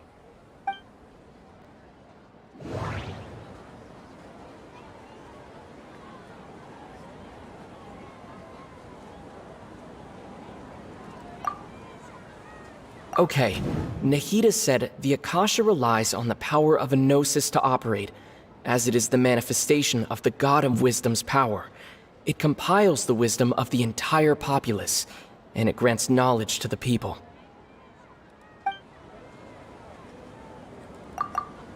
The Grand Sage said, "Go celebrate the birth of that God." Those spaces remind me of dreams.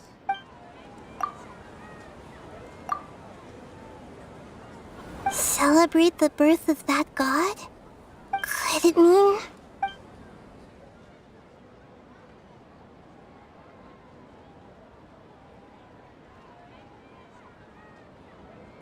deceiving the people of Sumeru with no regard for their safety. No matter what they're trying to do, this is unforgivable. After we end the Sub-Zero's festival, Samsara, we have to look into the... How can the sages of the Academia do this behind their Archon's back? This is ridiculous! In the end, I'm just the moon. The real sun is long gone. A sun and a moon? Oh, we're out of time today. I'll tell you how to break free of the Samsara tomorrow.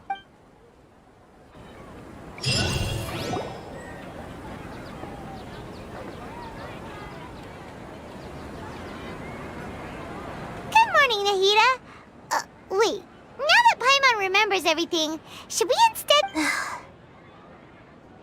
Hey! What's wrong, Nahida? You don't look... I'm afraid that what you're thinking right now is correct. Did Dunyarzad already disappear?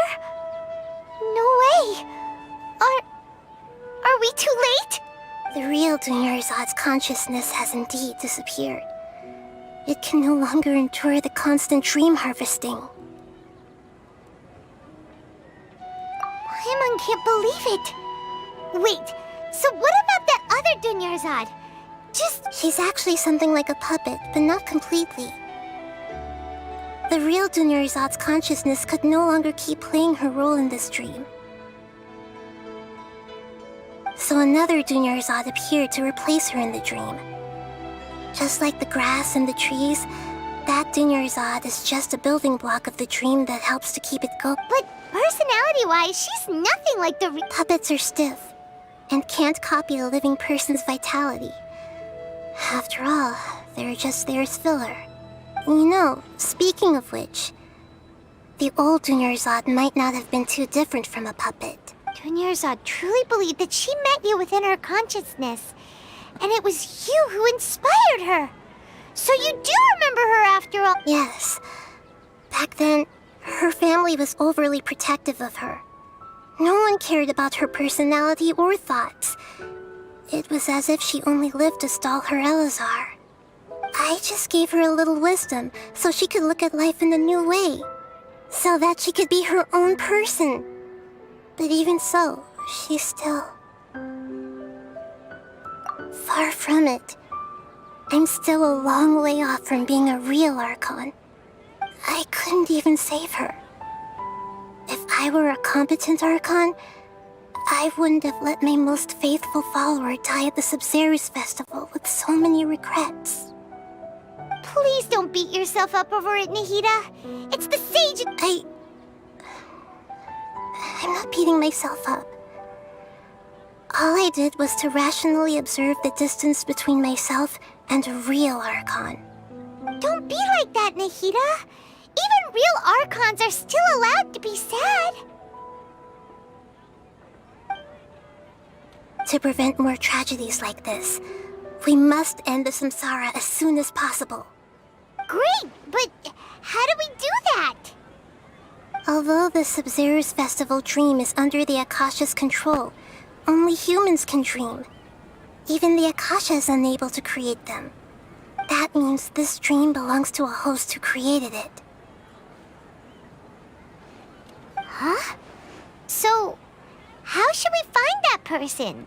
Well, if this is someone's dream, then everything here must come from deep within their consciousness. Which means, with the power of imagination, they can change anything in this dream.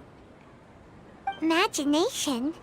What do you mean by that? Imagination means breaking through what you perceive as normal. Like when the server at a tavern brings a plate to you, you'd naturally assume that food is on it. However, if you're the dream's host and you become aware that you're dreaming, when you imagine gold and more on the plate, the dream will respond in kind, and the server really will bring you gold and mora. But right now, our host is unaware that this is a dream. No matter how many times they're served, it will always be food. Find some way to make that person realize that they're dreaming. Usually, once that happens, the person will wake up and the dream samsara will be broken. How are we going to find them, though? If it could be anyone, it'd be like looking for a needle in a haystack. And even if we did find them, how are we supposed to make them realize they're dreaming? Hey, you're dreaming. Get up. After all, like you said, don't wake a sleepwalker. It's extremely difficult, yes. But the only ones who can do it are you two. Remember, everything you've achieved up to this point has all been for the sake of finding the host and ending the samsara. As for me, during this time, I'll be out of town. Out of town? Are you going to that place full of dreams where the traveler went?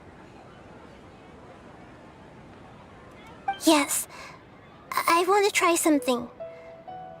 There must still be a small wisp of possibility. Hurry and go. Dreams are supposed to be fantastical, romantic, and full of pleasant surprises. Unnecessary things like this samsara need to end. Paimon's still a little upset that we've come this far only for Dunyarzad to... She was such a good person, with such a simple wish. But fate was against her. Yeah, saving Dunyarzad is what kept us going this whole time. But we mustn't lose hope, Traveler. Dunyarzad would definitely want to see us save everyone else. So let's break the samsara for her sake. Paimon's wondering, do you think the sages would get one of their own to be the host of this stream? Feels like it would be easier to control it that way, no?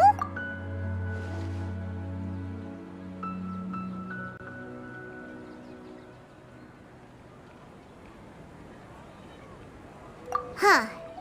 That's true. Plus, the sages probably weren't counting on there being other factors beyond their control. So, who do you think the host of the dream is? Oh, that would make sense. Ferris, the Knight of Flowers, is a symbol of the whole Sub-Zero's festival, right? Pretty cool. Let's go ask him some questions.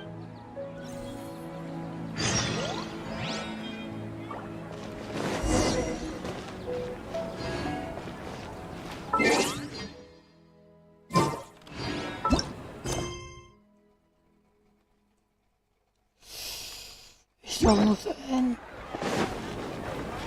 I didn't expect it's gonna be this long.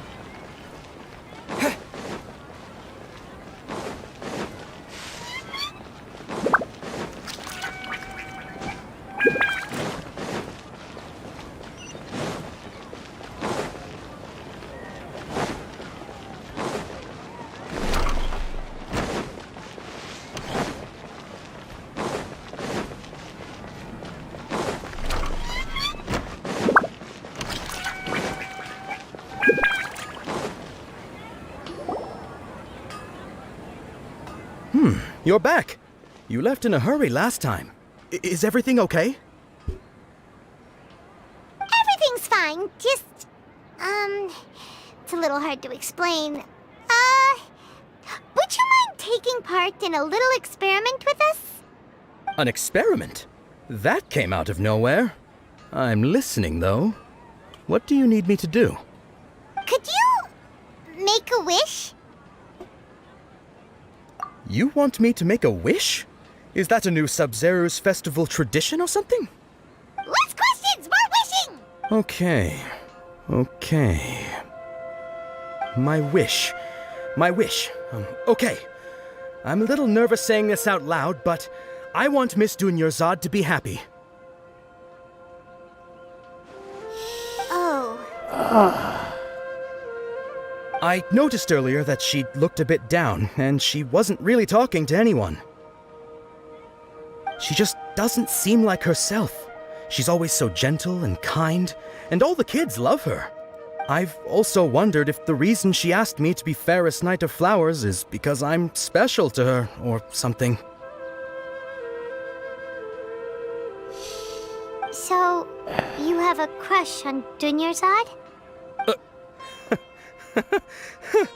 Oh, is it that obvious? After what I just said, I guess it is. When she placed the hat of the Knight of Flowers onto my head, she said to me, I want everyone to have a happy Sub-Zero's festival. What she didn't realize was that I'm not that interested in how everyone else feels. In that moment, I just wanted to be her Knight of Flowers for the rest of my life. 50 years, 100 years, I'll serve her till the end of time. Oh, the rest of his life. Oh. Okay, yeah, that was a bit much. Felt like the right moment to get it off my chest, but that was pretty embarrassing. Okay, I'm ready to make my wish. I would like Miss Dunyarzad to appear in front of me right now with a smile on her face. Here goes. Please come true. I'm gonna open my eyes. Oh! You're... What? Faki? Sorry, but only one portion of Yalda candies per person. Back home you go. Nice try, you two. Anyway, never mind. I don't need to see her appear right in front of me. Guess he isn't the host of this stream after all. Should have expected it wouldn't be this easy.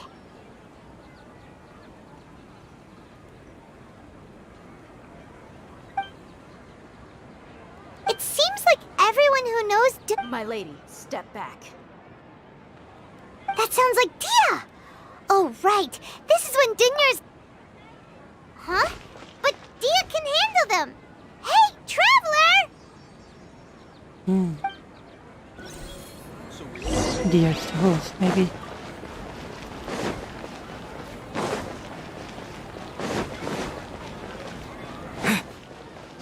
Oh, my ears start getting hurt.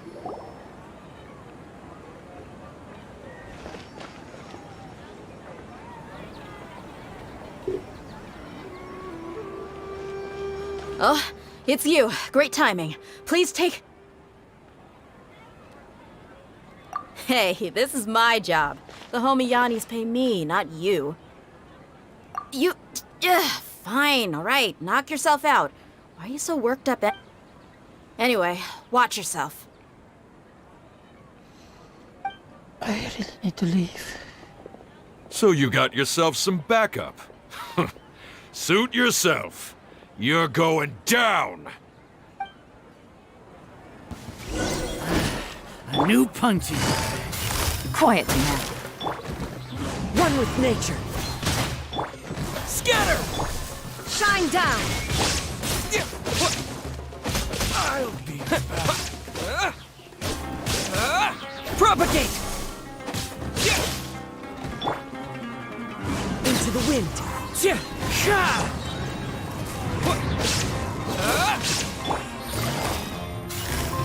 Busted!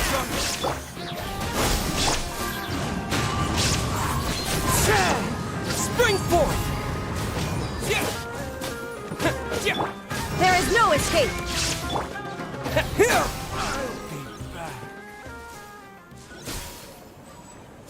Traveler, were you just taking your anger out on those guys? You and Nahida both. Dunyarzad wouldn't want to see you two like this. Oh, and speaking of her, Paimon just remembered something. Remember how during the first Sub-Zero's festival, before the Samsara started, we came here with Dunyarzad because she wanted to pick something up? She said it was because she had forgotten something.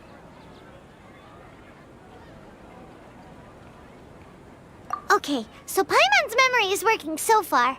Anyway, Paimon also remembers that she is staying somewhere around here. She pointed it out to us the night before the Sub-Zero's festival. Yeah, even if it's only a tiny clue, it'll probably still help us more than this needle in a haystack search.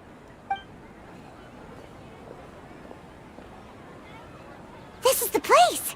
It's rude to enter other people's spaces without permission, but desperate times call for... Hey! The windows are unlocked! Okay, Paimon's gonna take a peek inside.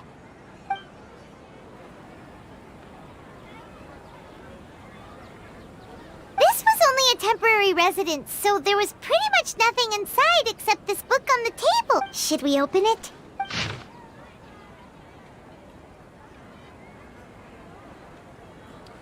After almost 60 days, I was finally able to get this note written before the Zero festival.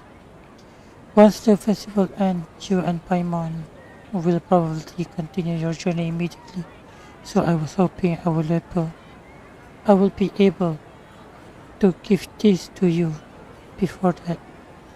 This is compilation of folks' legend concerning Lesser Lord Kusanali, created from a series of interviews that I conducted in succession and wrote down. I interviewed so many people, but I'm afraid that there's very few who knows much about her. Still, I hope that this will be of use to you in your search for her. And it's really long. Now I'm not gonna waste my time, it's already midnight. I'm still getting tired. So... Wow! Dunyarzad wrote all of this. Sounds like she was always thinking of us even while we were away. Even though she was also busy preparing for the Sub-Zero's festival and had all her health problems to worry about. She must have wanted to give this to us as a gift on the day of the Sub-Zero's festival, right? If we hadn't found this book, we never would have known. But now that we know, we can't even thank her. Hey! Where are you off to?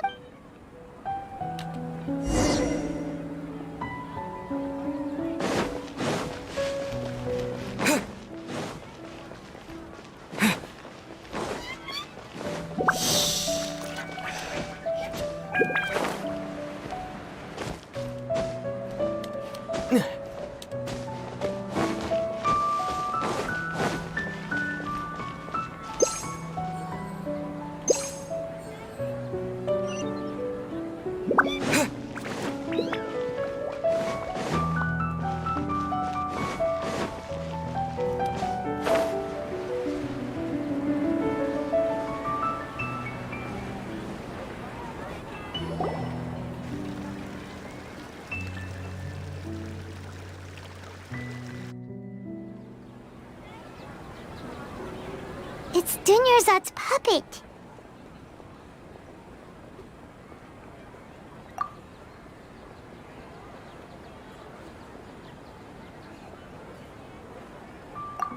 Traveler?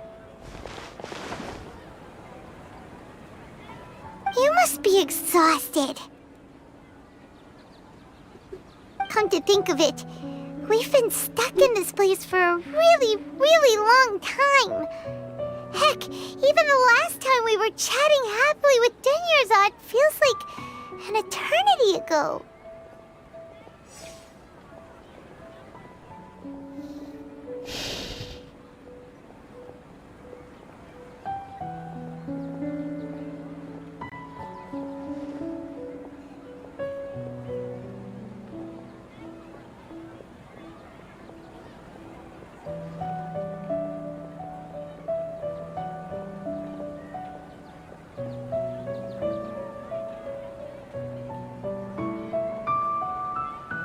Paimon still remembers when we were sitting here, and the way her eyes sparkled when she talked about Nilu's dance of Sub-Zerus. There will always be frustrations in life, but I know that the point of living is not to leave behind any regrets.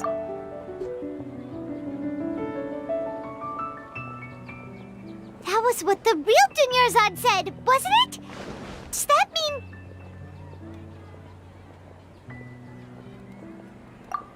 Yes, Traveler. What is it? Oh, so she's still just a puppet.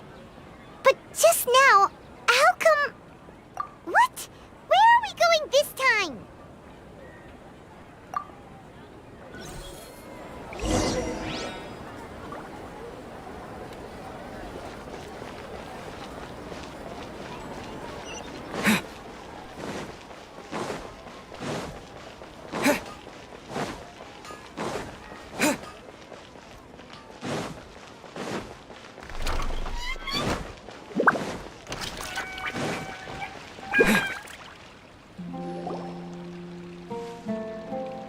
If you continue to resist, we will have to... The Grand Sage has already granted you much leniency.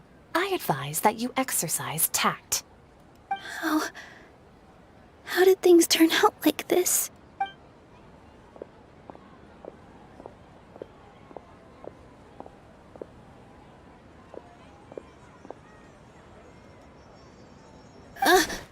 Traveler? You don't have to get involved. He's a sage from the Academia. I don't want to drag you into this. Traveler? Traveler? What the heck are you doing? If you get arrested by the Academia, that's another day gone to waste!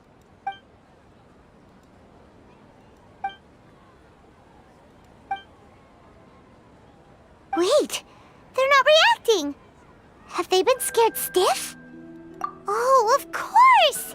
If this is the Sage's plan, they wouldn't put themselves through this!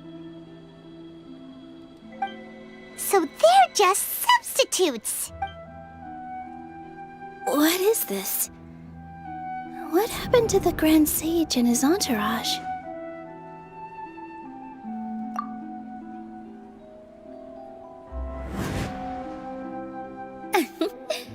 Like I said, they symbolize the goddess of flowers. It's just a shame that all the real Padisaras went extinct after her death. Yes.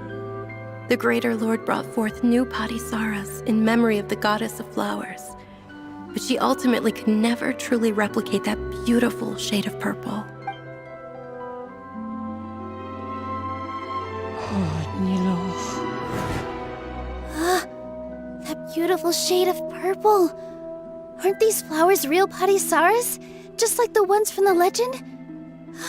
I didn't even notice. Dunyarzad, did you find these? But didn't you just say all the real flowers went extinct after the goddess of flowers passed away? Yeah. What's going on? Huh? You guys are acting weird. But okay, I'll try. She's the host. Hey!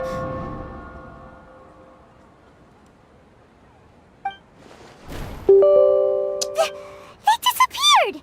So Nilu's the host! What a surprise! Purple Padisaras don't exist in the real world anymore. But in Nilu's subconscious, they can appear as decorations on the stage! It's just like the example Nahida told us. People assume there will be food on a plate, and Nilu assumed there would be real Padisaras in the flower pots. So when you saw the flowers, you instantly knew it was Nilu? But if we want to end the samsara, we need the host to become aware that they're dreaming. How should we make Nilu realize that? Am I dreaming? Huh? So I'm right. Is this Lesser Lord Kusanali responding to our celebration of the Sub-Zerus festival? Wrong guess, but you aren't completely wrong either. The point is, what made you think this is a dream? As far as you know, people in Sumeru don't dream, right? Yeah, but have you heard the tale of the first sage? To prevent a calamity, he went on a journey to find the Dendroarchon. Ooh, sounds familiar. Dinyarzad told us a story like that when we first arrived in Sumeru City. So it was about the first sage, huh? Yep, but in the part you heard, he hadn't become the first sage yet. There's more to the story. His piety and wisdom were acknowledged by the Dendroarchon, and she finally gave her blessing to him. All kinds of spectacular scenes appeared in front of the first sage, as if all the knowledge in the world was being painted onto a canvas right before him. He was captivated. After who knows how long, he mastered all the knowledge he could comprehend. Afterward, he said to the Dendroarchon, "I miss my parents, my wife, and my children. I've been away from home for far too long. They must be worried." The Dendroarchon smiled. The next second, the sage found himself lying in his bed, as if he had just woken up from a dream. His wife, lying next to him, said, "You're off to search for the Dendroarchon today, aren't you? Have a safe journey, my love." In the end, the first sage took care of many disasters in Sumeru City and founded the Academia. What a happy ending. So, the first sage was dreaming ever since the beginning of the story? He never went on his journey? Yes, but his faith and determination were conveyed to the Dendroarchon, so she blessed him in the form of a dream. Paimon understands where you're coming from now. That's a really interesting connection. I see. Well, it just so happens that today's Sub-Zero's festival is almost over too.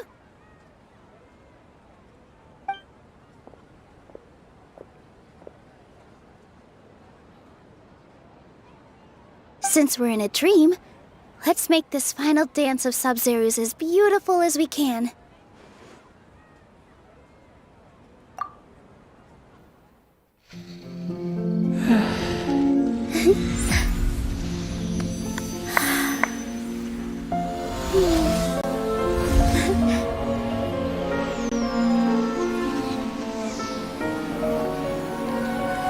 The wait is over, everyone. I dedicate this to our god, the Dance of Sub-Zeros.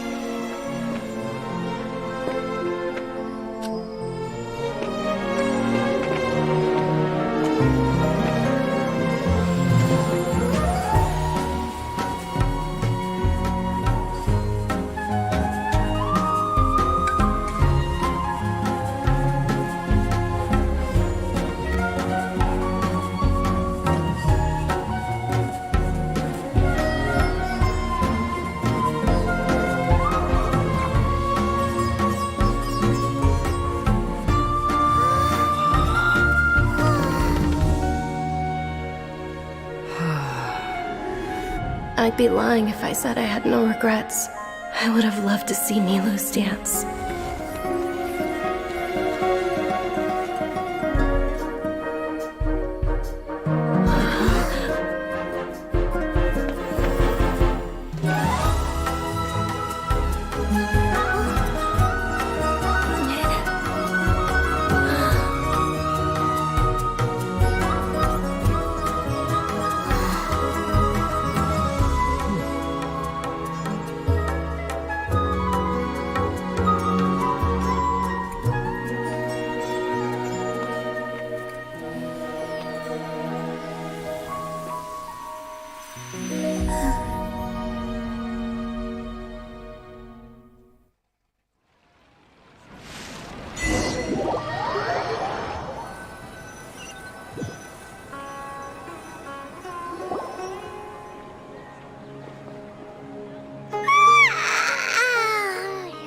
Good morning, traveler. Oh, Paimon feels like she's been asleep for the longest time. Paimon's head feels super heavy. Did we oversleep? Do you even remember going to sleep last night? Paimon thinks it was after the Sub-Zero's festival. The Sub-Zero's festival! Have we finally escaped from the Sub-Zero samsara? Quick! Take off your Akasha terminal!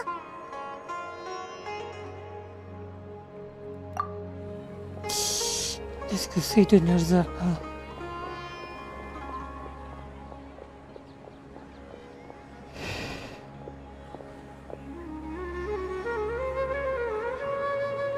She's not in her room. What happened? Huh? What did you...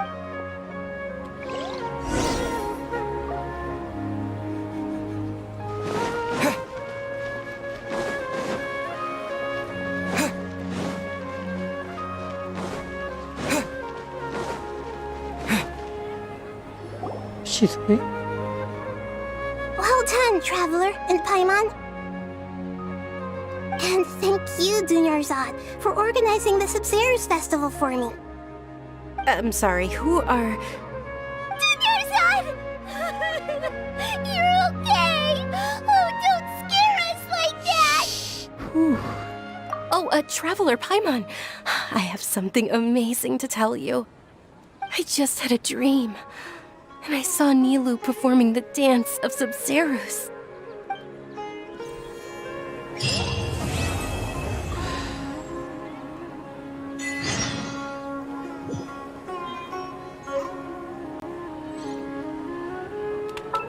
I can finally end this.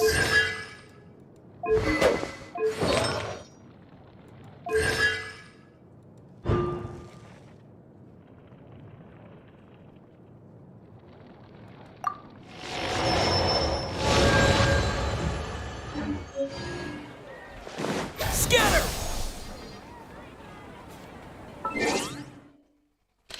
Okay, this is gonna be the end. I hope to see you guys later. I don't know when it's later, but thank you for watching. Bye.